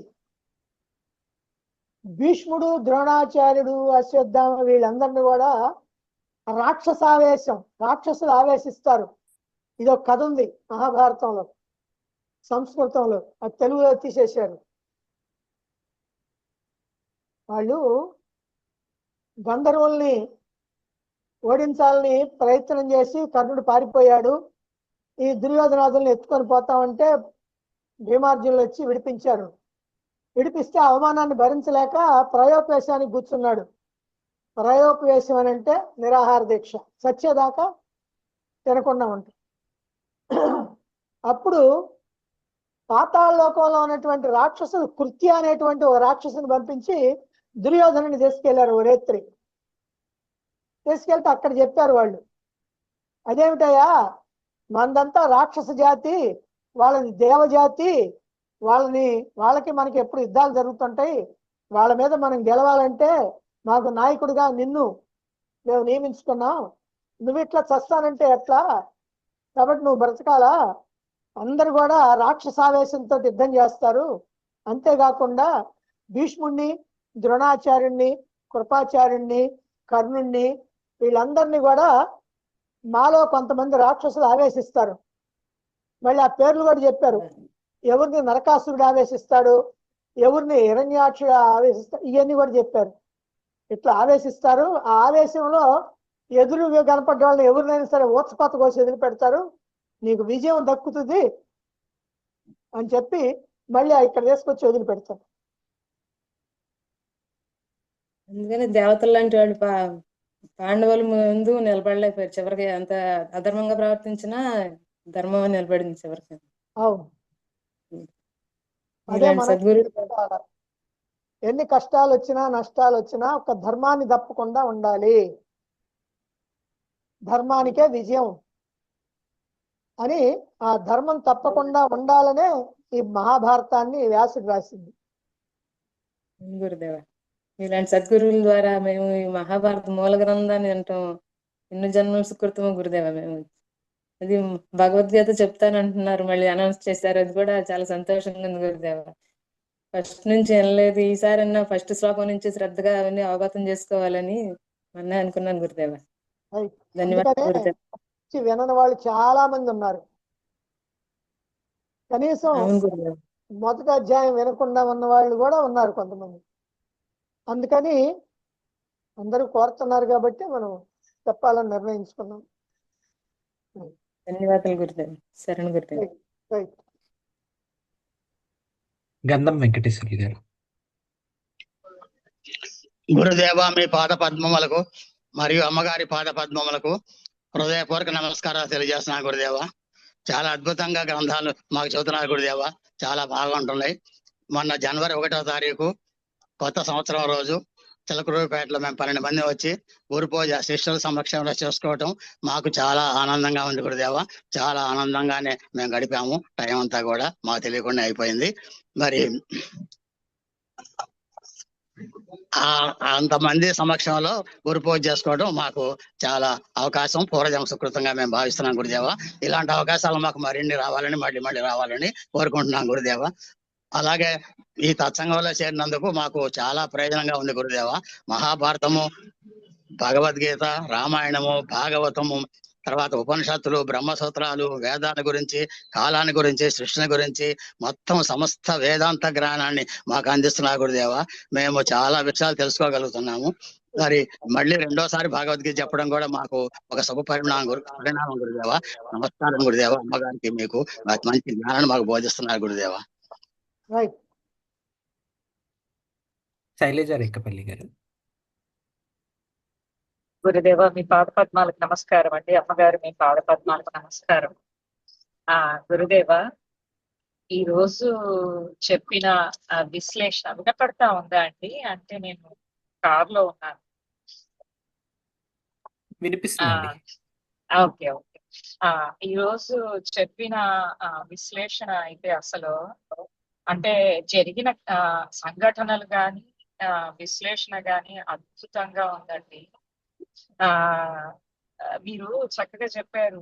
ఇట్లా ద్వాపర యుగంలో కాదు, కలియుగంలోనైనా ఒక వేశ్య తనకు హాని కలిగిస్తుందని తెలిసిన ఏ మానవుడైనా ఆమెను సభలోకి రప్పించి బట్టలు ఊడదీయాలంటాడా? ఓకే, వాళ్ళు అలా ఆదేశిస్తాడా? అలా ఆదేశిస్తే మిగతా వాళ్ళు ఊరుకుంటారా అని కూడా అర్థమవుతుంది గురుదేవా. సో అట్లాంటిది ధర్మము అధర్మము సమానంగా ఉండే ద్వాపర యుగంలో అది ఒక రాజు. రాజు అంటే ఆయనకి ధర్మపాలన తెలియదు. ఓకే, రాజు అయ్యింటి కూడా ఇంత నీచంగా ప్రవర్తించాడు ఆ కర్ణుడు. అంటే ఇంకా చాలా అసలు మీరు నిజంగా కొన్ని అయితే నేను అలాగే అనుకున్నవన్నీ అట్లాగే ఉన్నాయి అని అనిపించింది గురుదేవా. అంటే ఇదే కాదు, అంటే ఆయన ద్రౌపదీదేవిని 5గురు అంటే దైవ నిర్ణయం అని చెప్పారు కదా. సో ఒక స్త్రీకి ఒక భర్త అయితే దైవ నిర్ణయం అని, అక్కడ అది నిన్న అనుకున్నాను గురుదేవా, ఈ రోజు అదే ఇక్కడ ఉంది. సో ఇప్పుడు ఈయన గురించి, కర్ణుడి గురించి అసలు నికృష్ట పైశాచిక కృత్యానికి, అంటే వాడు నిజంగా నీచుడే, వాడు నికృష్టుడే. సో అట్లా కాబట్టి అసలు నిజంగా ఆనందం అనిపించింది గురుదేవ అవన్నీ చూస్తే, నాకు అవన్నీ అలా అంటే. తర్వాత ఈయన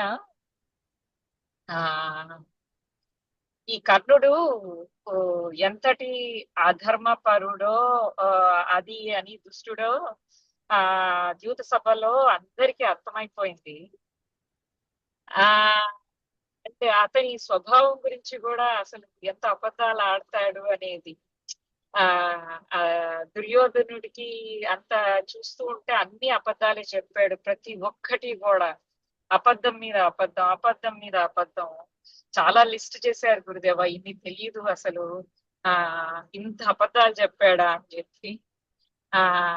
తర్వాత ద్రౌపది దేవి ఆ మహాతల్లి నిజంగా అసలు చెప్పాలంటే అంటే ప్రతి లాస్ట్ మినిట్ వరకు కూడా సభను ప్రాధేయపడతానే ఉంది ఆవిడ.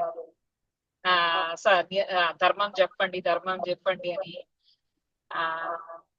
అట్లా చెప్తున్నప్పుడు ఆ కర్ణుడు మాట్లాడే మాటలు వింటా ఉంటే అసలు నిజంగా వీడికి పిచ్చి పట్టిందా అనిపించింది గురుదేవా. అక్కడ అంటే మిగతా వాళ్ళంతా కూడా దాన్ని ఆవిడ ఇది బట్టలు, ఆవిడ నుండి వచ్చిన బట్టలు ఒక పెద్ద కుప్పలాగా పడి ఉన్నాయి, దాన్ని చూసి అందరూ ఇది అబ్బా అని ఆశ్చర్యంగా చూస్తూ ఆహా ఎంత గొప్ప అని అనుకుంటా ఉంటే, వీడేమో పక్కన నీచంగా నువ్వు దాసివి అంటే నిజంగా నాకు అనిపించింది వీడు పిచ్చి పట్టినోడు కాబట్టి ఇలా మాట్లాడుతున్నాడు. అసలు వాడికి ఏమన్నా ఉందా అసలు? అంత పెద్ద సభలో ఉన్నానని గాని, ఇది జరిగిందని గాని, ఇంగ్లీష్ లో అంటారు ఈజీ కాన్షియస్ అని, అంటే మతి ఉండే మాట్లాడుతున్నాడా అని. సో నిజంగా చాలా చాలా బాగుంది గురుదేవా ఈ రోజు అయితే. అది అదే గురుదేవా, అంటే ఒక్క భర్త స్త్రీకి ఒక భర్త అనేది దైవ నిర్ణయము అనేది చెప్పి మీరు ద్రౌపదికి 5 మంది భర్తలు అనేది ఈశ్వరుడి వల్ల కలిగింది. ఆమె పూర్వజన్మలో ఋషికన్యగా ఉన్నప్పుడు ఈశ్వరుడు నీకు 5 మంది భర్తలు వస్తారు అని అన్న దాని వల్ల మూలంగా కలిగింది. మనం మామూలుగానే మనకు భర్త అనేది దైవ నిర్ణయం అనుకుంటే, ఆవిడకి నిజంగానే ఈశ్వరుడు ఇచ్చిన అది నిర్ణయం, అది దైవ నిర్ణయము. అట్లాంటిది వీడు ఆవిడ్ని బంధకి అనడము అసలు నిజంగా చాలా పాపం మూటగట్టుకున్నాడు గురుదేవ. కర్ణుడు మాత్రం అంతా ఇంత కాదు, అంత పాపం మూట కట్టుకున్నాడు. తర్వాత అదే వాడి వల్లే కర్ణుడు లేని భారతమా అనేది అందరూ తప్పుగా అర్థం చేసుకుంటారు. కర్ణుడు లేని భారతమా అంటే కర్ణుడు చెప్పిన మాటల వల్లే దుశ్శాసనుడు అలా చేశాడు, దానివల్ల భీముడేమో నిన్ను యుద్ధంలో చంపుతానన్నాడు, దుర్యోధనుడు అలా చేశాడు, తొడ చూపించాడు, దాని వల్లేమో భీమసేనుడు నిన్ను యుద్ధంలో నీ తొడలు విరిచి అట్లా చేస్తానన్నాడు గదతో. సో అది అని ఇప్పుడు తెలిసింది గురుదేవ. నిజంగా కర్ణుడు లేని భారతం అంటే ఎందుకని కూడా నిజంగా తెలియదు, ఇప్పుడు తెలిసింది. అంటే ఇది సర్కాస్టిక్ గా అంటున్నారని ఇప్పుడు తెలిసింది. తర్వాత ఇంకొకటి ఇది తెలియదు గురుదేవ, ఎడమ తొడ నుంచి కూర్చునేది భార్య కూర్చునేది, కుడితోడ మీద కూతురుని కోడలిని కూర్చోబెట్టుకుంటారనేది తెలియదు గురుదేవ. ఇదే ఫస్ట్ టైం ఎడమ తోడ మీద చూపించాడంటే అసలు నిజంగా ఒకళ్ళు వాడికంటే బుద్ధి లేదు, కర్ణుడి కంటే బుద్ధి లేదు, వాడు నికృష్టుడని తెలుసు, కానీ ఈ దుర్యోధనుడు వీళ్ళకి కూడా బుద్ధి లేదు. అసలు వాడు చూపించడం అంటే ఒక్కొక్కళ్ళు అదే ఇందాక మీరు రాక్షసులు అని చెప్తున్నారు కదా, రాక్షసత్వం ఆవహిస్తుంది అనేది. సో నిజంగా ఇవన్నీ ఒక్కొక్కటి వింటా ఉంటే ఎంత అంటే ఈ కాలంలో అన్యాయం జరుగుతూ ఉంటే అబ్బా అనిపిస్తుంది. అట్లాంటిది ఆ కాలంలో జరిగింది, ధర్మము అధర్మము సమానంగా ఉన్నప్పుడు అనేది చాలా అంటే నిజంగా బాధగానే ఉంటది గురుదేవ ఇది విన్నప్పుడు. కానీ చాలా బాగా ఉంది గురుదేవ, చాలా బాగా విశ్లేషించారు. మీకు ఇవే సత్యకోట నమస్కారం.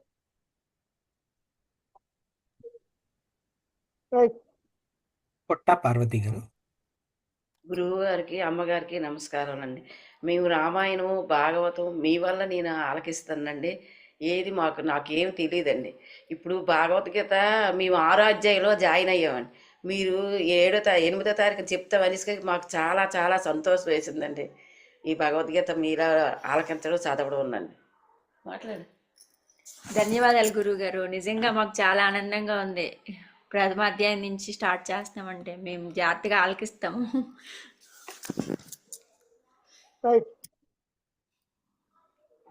ఉమాదేవి భట్ గారు. నమస్కారం గురువుగారండి. గురువుగారి పద్మపాదాలకు, అమ్మగారి పాదపద్మాలకు నమస్కారం. గురువుగారు, ముందుగా మొన్న మేము 1వ తారీఖు మీ దర్శనం కోసం వచ్చి మీ పాద పూజ చేసుకున్నాం. చాలా ఆనందకరమైన రోజు, మేమెంతో ఆనందాన్ని పొందాము. చాలా బాగుంది. అందరితో కలిసి ఆ రోజు చాలా సంతోషంగా గడిపాము. చాలా బాగుంది గురువుగారు. అయితే ఈ భారతం గురించి చెప్తుంటే, ద్రౌపది గురించి చెప్పేటప్పుడు కర్ణుడు చేసిన ఘోర నీచమైన ఆలోచనలను ఈ దుర్యోధనుడి మీద, దుశ్శాసనుడి మీద పెట్టి వాళ్ళని కూడా వాళ్ళు చెప్పినట్లు విని వాళ్ళని కూడా ఆ గోతిలో తోయించాడు. అసలు ఎంత ఘోరంగా ఉందంటే, మీరు చెప్తుంటే గురువుగారు, ద్వాపర యుగంలోనే ఇలాంటి పనులు, ఎంత పాపం చేసినా కూడా స్త్రీని బజార్కి ఈడ్చుకొచ్చి ఎవరైనా ఈ కలియుగంలో అయినా సరే ఇలాంటిది ఎవరైనా చేస్తారా అని మీరు అంటుంటే నిజం కదా. అసలు ఇది ఇంతటి పాపానికి ఒడికట్టారా? అలాంటి కౌరవుల రాజ్య పాలన ఇది అని చాలా బాధాకరంగా అనిపిస్తుంది గురువుగారు. మరి ఆనాడు భీష్ముడు కూడా చాలా ఎంతో మంచివాడు అనుకుంటాం గురుగారు. అయితే భీష్ముడు కూడా అలా ప్రవర్తించటం అసలు ఏంటి అని అంటుంటే, చివరికి మీరు వాళ్ళకు కూడా రాక్షస ఆవేశం జరిగిద్దని చెప్తుంటే అసలు చాలా ఇది అనిపించింది గురుగారు. ఈ రకంగా ఉంటే ఇలాంటి రాజ్యపాలన, కౌరవుల రాజ్యపాలన ఇంత ఘోరాతి ఘోరంగా ఉందా అని చాలా బాధగా అనిపిస్తుంది గురువుగారు. అదొకటి. మరి కొంచెం ఈ ఘోషయాత్ర అనేది నాకు కొంచెం విన్నట్టు అనిపించలేదు గురువుగారు. ఎందుకు, ఏ సందర్భంలో జరుగుతుంది అనేది కొంచెం చెప్పరా గురువుగారు? అరణ్యవాసానికి వెళ్తారు. 12 ఏళ్ళు అరణ్యవాసం చేయాలి కదా. అరణ్యవాసంలో వీళ్ళందరూ కూడా చాలా సంతోషంగానే ఉన్నారు అని ఒక మునీశ్వరుడు వచ్చి ధృతరాష్ట్రుడితో చెప్తాడు. అది విన్నాడు దుశ్శాసనుడు. దుర్యోధనుడితో చెప్పాడు, పాండవులు అక్కడ హాయిగా ఆనందంగా ఉన్నారంటారు. అప్పుడు కర్ణుడు సలహా చెప్పాడు, ఏమంటే మనం వాళ్ళు ఆనందంగా ఉంటే చూసి మనం మెదలకుండా ఊరుకుంటే ఎలా కుదురుద్ది, మనం అందరం కూడా సైన్య సమేతమై వెళ్ళాలా. ఓ శత్రువు అయినటువంటి వాడు హాయిగా కనుక ఉంటే మనం చూస్తా ఊరుకోకూడదు, వాడి అంతు తేల్చాలా. వాడిని కనుక నాశనం చేయగలిగామంటే కొండ మీద ఉన్నటువంటి వాడు కొండ కింద ఉన్నటువంటి వాడిని చూచినట్టుగా ఉంటుంది అని ఇంకా కొన్ని పోలికలు చెప్తాడు. కథంతా చెప్పాలంటే చాలా టైం పట్టుద్ది. చెప్పి ఘోషయాత్ర అనే పేరుతో వెళ్తారు. ఘోషయాత్ర అంటే ఏంటంటే అక్కడ వీళ్ళకు ఉన్నటువంటి ఆవులు, గోవులు ఏవైతే ఉన్నాయో వాటన్నిటిని లెక్క చూసుకోవటం, వాళ్ళకి కావాల్సిన ఆహారాన్ని అందించటం, వాటికి ఆ గోపాలకు కావాల్సినటువంటి జీతభత్యాలు ఇవ్వటం, ఇవన్నీ అప్పుడప్పుడు పోయి చూసుకుంటుంటారు. దానికి మనం వెళదాం, ధృతరాష్ట్రుడిని ఒప్పించమంటే తండ్రి దగ్గరికి పోయి అడిగాడు, అయ్యా అక్కడ పాండవులు ఉన్నారు కదా, మీరు అక్కడికి పోతా అంటున్నారు, వద్దులే గోల జరుగుద్దానంటే, అబ్బే మేము అసలు ఏమి లేదు, చాలా బుద్ధిమంతులు, మేము మా పని ఏదో మేము చేసుకొని వస్తాము, ఇప్పుడు అక్కడికి పోవాలి కదా, ఎవరో ఒకరు పోవాలి కదా, అందుకని మేమే పోతామని సైన్య సమేతంగా చతురంగ బలాలను వెంట పెట్టుకొని పోయారు. అప్పటికే అక్కడ గంధర్వులు వచ్చి వాళ్ళు కూడా అక్కడ ఉన్నారు. ఆ ప్రదేశంలో మేము ఉండాలా, ఇది మాది రాజ్యం, మీరెవరు ఉండటానికి, మీరు వెళ్ళండి అన్నారు. మేము వెళ్ళటానికి వల్ల కాదు, ఇది మేము ముందు వచ్చాం, మేమే ఇక్కడ ఉన్నాం, మీరే పోండి అన్నారు. మాట పెరిగింది. అక్కడి నుంచి వాళ్ళు వీళ్ళు అంతా యుద్ధం. ఆ యుద్ధంలో గంధర్వుల యొక్క ధాటికి తట్టుకోలేక కర్ణుడు వికర్ణుడు రథం ఎక్కి పారిపోయాడు. ఆ పారిపోవటం కూడా ఎట్లా పారిపోయాడంటే వెనక్కి తిరిగి చూడకుండా పాపం. ఎందుకంటే అప్పుడప్పుడు కాస్త వెనక్కి తిరిగి ఎవరైనా వస్తున్నారేమో చూస్తారు. వెనక్కి తిరిగి చూసే అంతలో మళ్ళీ ఎవరైనా వస్తాడేమో పాపం చూడకుండా పరిగెత్తాడు. దుర్యోధనుడు ధైర్యంగా వాళ్ళతో యుద్ధం చేశాడు. అయితే వాళ్ళు ఏం చేశారు, ఈ దుర్యోధనుని, దుశ్శాసనుని, వీళ్ళ భార్యల్ని అందరినీ కూడా కట్టగట్టి ఆకాశ మార్గంలో ఎత్తుకుపోతున్నారు. ఎత్తుకుపోతుంటే వీళ్ళు వెళ్ళి అక్కడ పక్కన ధర్మరాజు యజ్ఞం చేస్తున్నాడు. ఆయన దగ్గరికి వెళ్ళి ఇట్లా జరిగిందయ్యా, అదిగో వాళ్ళు గంధర్వులు ఎత్తుకుపోతున్నారని అంటే, అప్పుడు భీమార్జునులు పిలిచి మీరు వెళ్ళండి అంటాడు. అంటే అప్పుడు భీముడు అంటాడు, కాగల కార్యము గంధర్వులే తీర్చారు అనేటువంటి మాట ఎక్కడి నుంచి వచ్చిందంటే ఇక్కడి నుంచే వచ్చింది. కాగల కార్యం గంధర్వులే తీర్చారు, వాళ్ళని మనం ఏం చేయక్కర్లేదు, గంధర్వులే చేశారు కదా, హాయిగా నేలకొండ కూర్చోవయ్యా అన్నాడు. అట్లా కాదు, వాళ్ళు 100 మంది, మనం 5గురు, మనలో మనకి తేడా వస్తే వాళ్ళు 100, మనం 5గురు, మన మీద ఎవరైనా కనుక వస్తే మనం 105గురు, కాబట్టి మనం అంతా ఒకటే, వాళ్ళని అవమానిస్తే మనల్ని అవమానించినట్టే. మీరు వెళ్తే వెళ్ళండి, లేకపోతే నేను యజ్ఞ దీక్షలో ఉన్నాను కాబట్టి వెళ్ళకూడదు, అయినా సరే మీరు వెళ్ళలేదు కాబట్టి నేనే వెళ్తా అన్నాడు. అంటే బెదిరించడం అనమాట. సరేనని చెప్పి అర్జునుడు భీముడికి చెప్పి ఇద్దరు సిద్ధమై వెళ్ళారు. వెళ్ళి ఆ వెళ్తున్నటువంటి వాళ్ళని వెళ్లకుండా వాళ్ళ చుట్టూ బాణాలతోటి ఒక వల అల్లేశాడు. వాళ్ళు ఎక్కడికి పోవటానికి, పైకి పోవటానికి వీల్లేదు, కిందకి రావటానికి వీల్లేదు. ఆ వల మొత్తాన్ని ఆయన గంధర్వుడు చెప్పాడు, మేమేం అన్యాయం చేయలేదు, వాళ్ళు అనవసరంగా మా మీదకి వచ్చారు, యుద్ధం చేశారు, అందుకని అసలు ఇదంతా కూడా దేవేంద్రుడే మమ్మల్ని పంపించాడు, మీకోసమే పంపించాడు అని అన్ని చెప్పారు.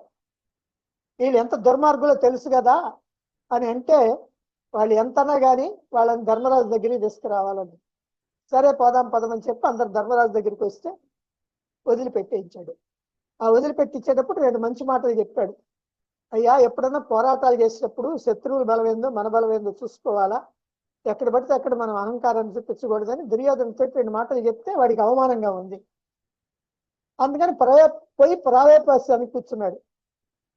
ప్రాయోపేశం అంటే చనిపోవటానికి. అప్పుడు దుశ్శాసనుడిని పిలిచి, నువ్వు వెళ్ళి ఈ రాజ్యపాలన నువ్వు చెయ్యి, నేను మాత్రం ఇక రాను, రాజ్యానికి రాను, నా మొహం ఎవరు చూపించలేను అని కూర్చున్నాడు. కర్ణుడికి పాపం ఇదేది తెలియదు, ఎందుకంటే పాపం వెనక్కి తిరిగి చూడకుండా పోయాడు కదా.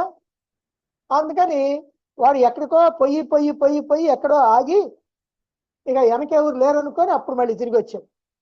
వచ్చిన తర్వాత చూసేటప్పటికి ఇక్కడ కూర్చున్నాడు. మళ్ళీ కొన్ని అపభ్రంశ మాటలు మాట్లాడతాడు కర్ణుడు. నువ్వు అవమానం పడ్డాలని భావించక్కర్లేదు, ఇది పాండవులు నీకు సేవ చేయాలి, ఎందుకంటే పాండవులు నీకు సేవకులు, పాండవులు నీ దగ్గర ఓడిపోయారు, నీకు సేవకులు అయ్యారు, నీ రాజ్యంలో వాళ్ళు బ్రతుకుతున్నారు, కాబట్టి వాళ్ళు నిన్ను కాపలా కాసుకుంటా ఉండాలా, అలా ఉంటే ధర్మంగా వాళ్ళు ఉన్నట్టు, లేకపోతే వాళ్ళు అధర్మ పరులైనట్టు అని ఇలాంటి మాటలు మాట్లాడాడు. అది దుర్యోధనుడికి తెలుసు. ఎందుకనంటే అది మొట్టమొదటిసారి ఓడిపోయారు, వాళ్ళ రాజ్యం వాళ్ళకి ఇచ్చి పంపించాడు ధృతరాష్ట్రుడు. తిరిగి వచ్చిన తర్వాత మీ రాజ్యం మీదే, మా రాజ్యం మాదే, ఈ రాజ్యాలతో పని లేదు, ఒక్కాటేద్దాం, 12 ఏళ్ళ అరణ్యవాసం, 1 ఏడు అజ్ఞాతవాసం, ఈ 13 ఏళ్ళు గడిపిన తర్వాత మేమైనా మీరైనా వచ్చి మా రాజ్యాన్ని మేము తీసుకోవటం, లేకపోతే మీ రాజ్యాన్ని మీరు తీసుకోవటం, ఇది షరతుని పెట్టి వేసాడు. ఇంకా వాళ్ళు సేవకులు ఎట్టయ్యారు, అసలు ఆ రాజ్యం అంతా ధర్మరాజుది, దుర్యోధనుడిది కాదుగా. కాబట్టి ఈ అసందర్భ మాటలు కర్ణుడు మాట్లాడితే కర్ణుని ఏం అనలేక తలకాయ తిప్పుకున్నాడు దుర్యోధనుడు. మేలకొండుకున్నాడు. అంటే వాళ్ళు పచ్చగా ఉంటే చూడటానికి వీలు లేకుండా మనమే వెళ్ళి వాళ్ళని అవమానపరచాలని పోయారు. అందుకనే మనకి చెరపకురా చెడేవు అనేటువంటి మాట ఒకటి వస్తుంది. వాళ్ళని ఎడగొట్టాలంటే వీళ్ళే నాశనం అయిపోతాం. అంటే మహాభారతం నుంచి మనం నేర్చుకోవాల్సినటువంటి నీతులు, ప్రతి సంఘటన మహాభారతంలో ప్రతి సంఘటన నుంచి మనం నేర్చుకోవాల్సినటువంటి నీతి ఉంది.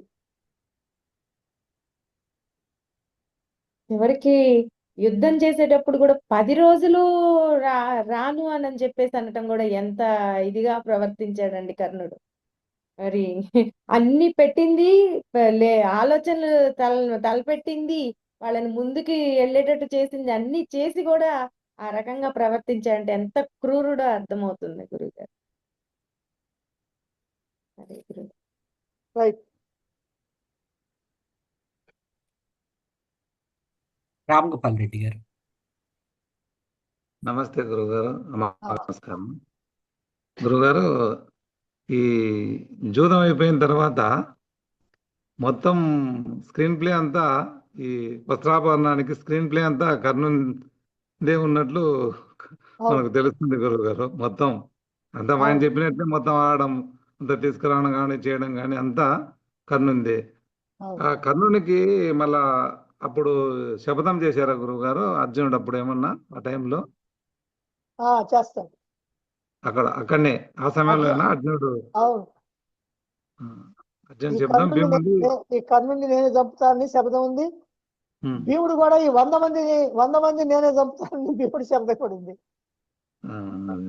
అదే అర్జునుడు శబ్దం చేసినట్టు ఎక్కడ మనకు కొంచెం తెలియదు, భీముడి చేసినది తెలుస్తుంది. అంతేకాదు వాళ్ళు అరణ్యాలకు వెళ్ళేటప్పుడు కూడా కొన్ని సూచనలు చూపించారు. ధర్మరాజేమో మొహం కప్పుకొని వెళ్తాడు, మొహం మీద గుడ్డ కప్పుకొని వెళ్తాడు. భీముడేమో భుజాలు చూపిస్తా వెళ్తాడు. అర్జునుడేమో ఇసుక చల్లినట్టుగా ఇట్లా ఇట్లా చల్లుతా వెళ్తాడు. నకులుడేమో మొహానికి బురద పూసుకొని వెళ్తాడు. నకులుడు అంటే అందగాడు, అసలు ఆ పేరు పెట్టింది ఎందుకంటే కులంలో అంత అందగాడు లేడు కాబట్టి నా కులుడు అని పేరు పెడతారు. ఇట్లా ఉన్నారు. దీని అర్థం ఏందని ధృతరాష్ట్రుడు విదురుని అడుగుతాడు. విదురుడు చెప్పిన తర్వాత అడుగుతాడు. అడిగితే చెప్తాడు ఈ 5గురు వ్యవహారం కూడా చెప్తాడు. అట్లా అర్జునుడు ఎందుకు ఇట్లా చల్లుతాడంటే రేపు యుద్ధంలో ఇదిగో ఈ రకంగా నేను బాణప్రయోగం చేస్తా ఉంటే కౌరవులంతా నాశనం అయిపోతారు అనే ఉద్దేశంతో. భీముడేమో ఇలా పోతున్నాడనంటే తన భుజబలంతో తన ప్రతిజ్ఞలు నెరవేర్చుకొని కౌరవ సైన్యాన్ని నాశనం చేస్తాడు. ఇంకో విషయం ఏమిటంటే అర్జునుడు ఏకైక వీరుడు అని భీష్ముడు ఒప్పుకుంటాడు మొదట్లోని, ఏది యుద్ధానికి ముందే. కానీ మొట్టమొదటి రోజు పాండవులు పెట్టినటువంటి సైన్యం సేనా సమూహం ఏదైతే ఉందో దానికి ముఖం మీద అంటే మొట్టమొదటి భీముడిని నిలబెడతారు. ఆ వ్యూహ ముఖద్వారం మీద భీముడిని నిలబెడతారు. ఒకవైపున సాక్షికి ఒకవైపున అర్జునుడు ఉంటారు. ఎందుకంటే దాన్ని శుచి ఆ అర్ధచంద్ర వ్యూహం అంటారు. ఆ అర్ధచంద్ర వ్యూహంలో అటు ఇటు మధ్య. ఎందుకనంటే భీముడు అలా ముందు కనుక నిలబడి ఉంటే ఆ ఎదురుగా శత్రువులందరికీ కాస్త భయం కలుగుద్ది. అదే కాదు, అసలు మహాభారత యుద్ధాన్ని కనుక జాగ్రత్తగా పరిశీలన చేస్తే అర్జునుడు పూర్తిగా తన ప్రతాపాన్ని చూపించాల. ఏదైనా కష్టం వచ్చినప్పుడు, ఏదైనా పెద్ద సమస్య వచ్చినప్పుడు చూపిస్తాడు. ఎప్పుడు చూపించాడంటే 14వ రోజు చూపించాడు. సైంధవుని చంపాలి, ఎందుకంటే తన కొడుకుని అన్యాయంగా చంపారు కాబట్టి అభిమన్యుడిని. అందుకని 14వ రోజు తన ప్రతాపం అంతా చూపించాడు. కానీ భీముడు మొదటి రోజు నుంచి చివరి రోజు దాకా ఒకే రకం, ఎక్కడా ఇక తేడా లేదు. అలిసిపోవటం అనేటువంటిది లేదు. అర్జునుడు అలిసిపోయాడు, గుర్రాలు అలసిపోయినాయి, శ్రీకృష్ణుడు అలసిపోయాడు, దెబ్బలు తగిలినాయి, అన్నీ జరిగినాయి. కానీ భీముడు ఒక్కడు మాత్రం అలుపు అనేటువంటిది లేదు. 18 రోజులు.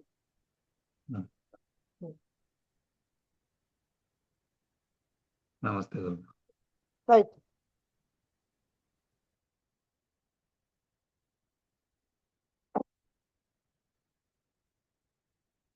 ఓం సర్వే భవంతు సుఖినః, సర్వే సంతు నిరామయాః, సర్వే భద్రాణి పశ్యంతు, మా కశ్చిద్ దుఃఖభాగ్ భవేత్. ఓం శాంతి శాంతి శాంతి. హరి ఓం. శ్రీ గురుభ్యో నమః. హరి ఓం. మరలా రేపు రాత్రి 7 గంటలకి సత్సంగంలో కలుసుకుందాము. Thank you.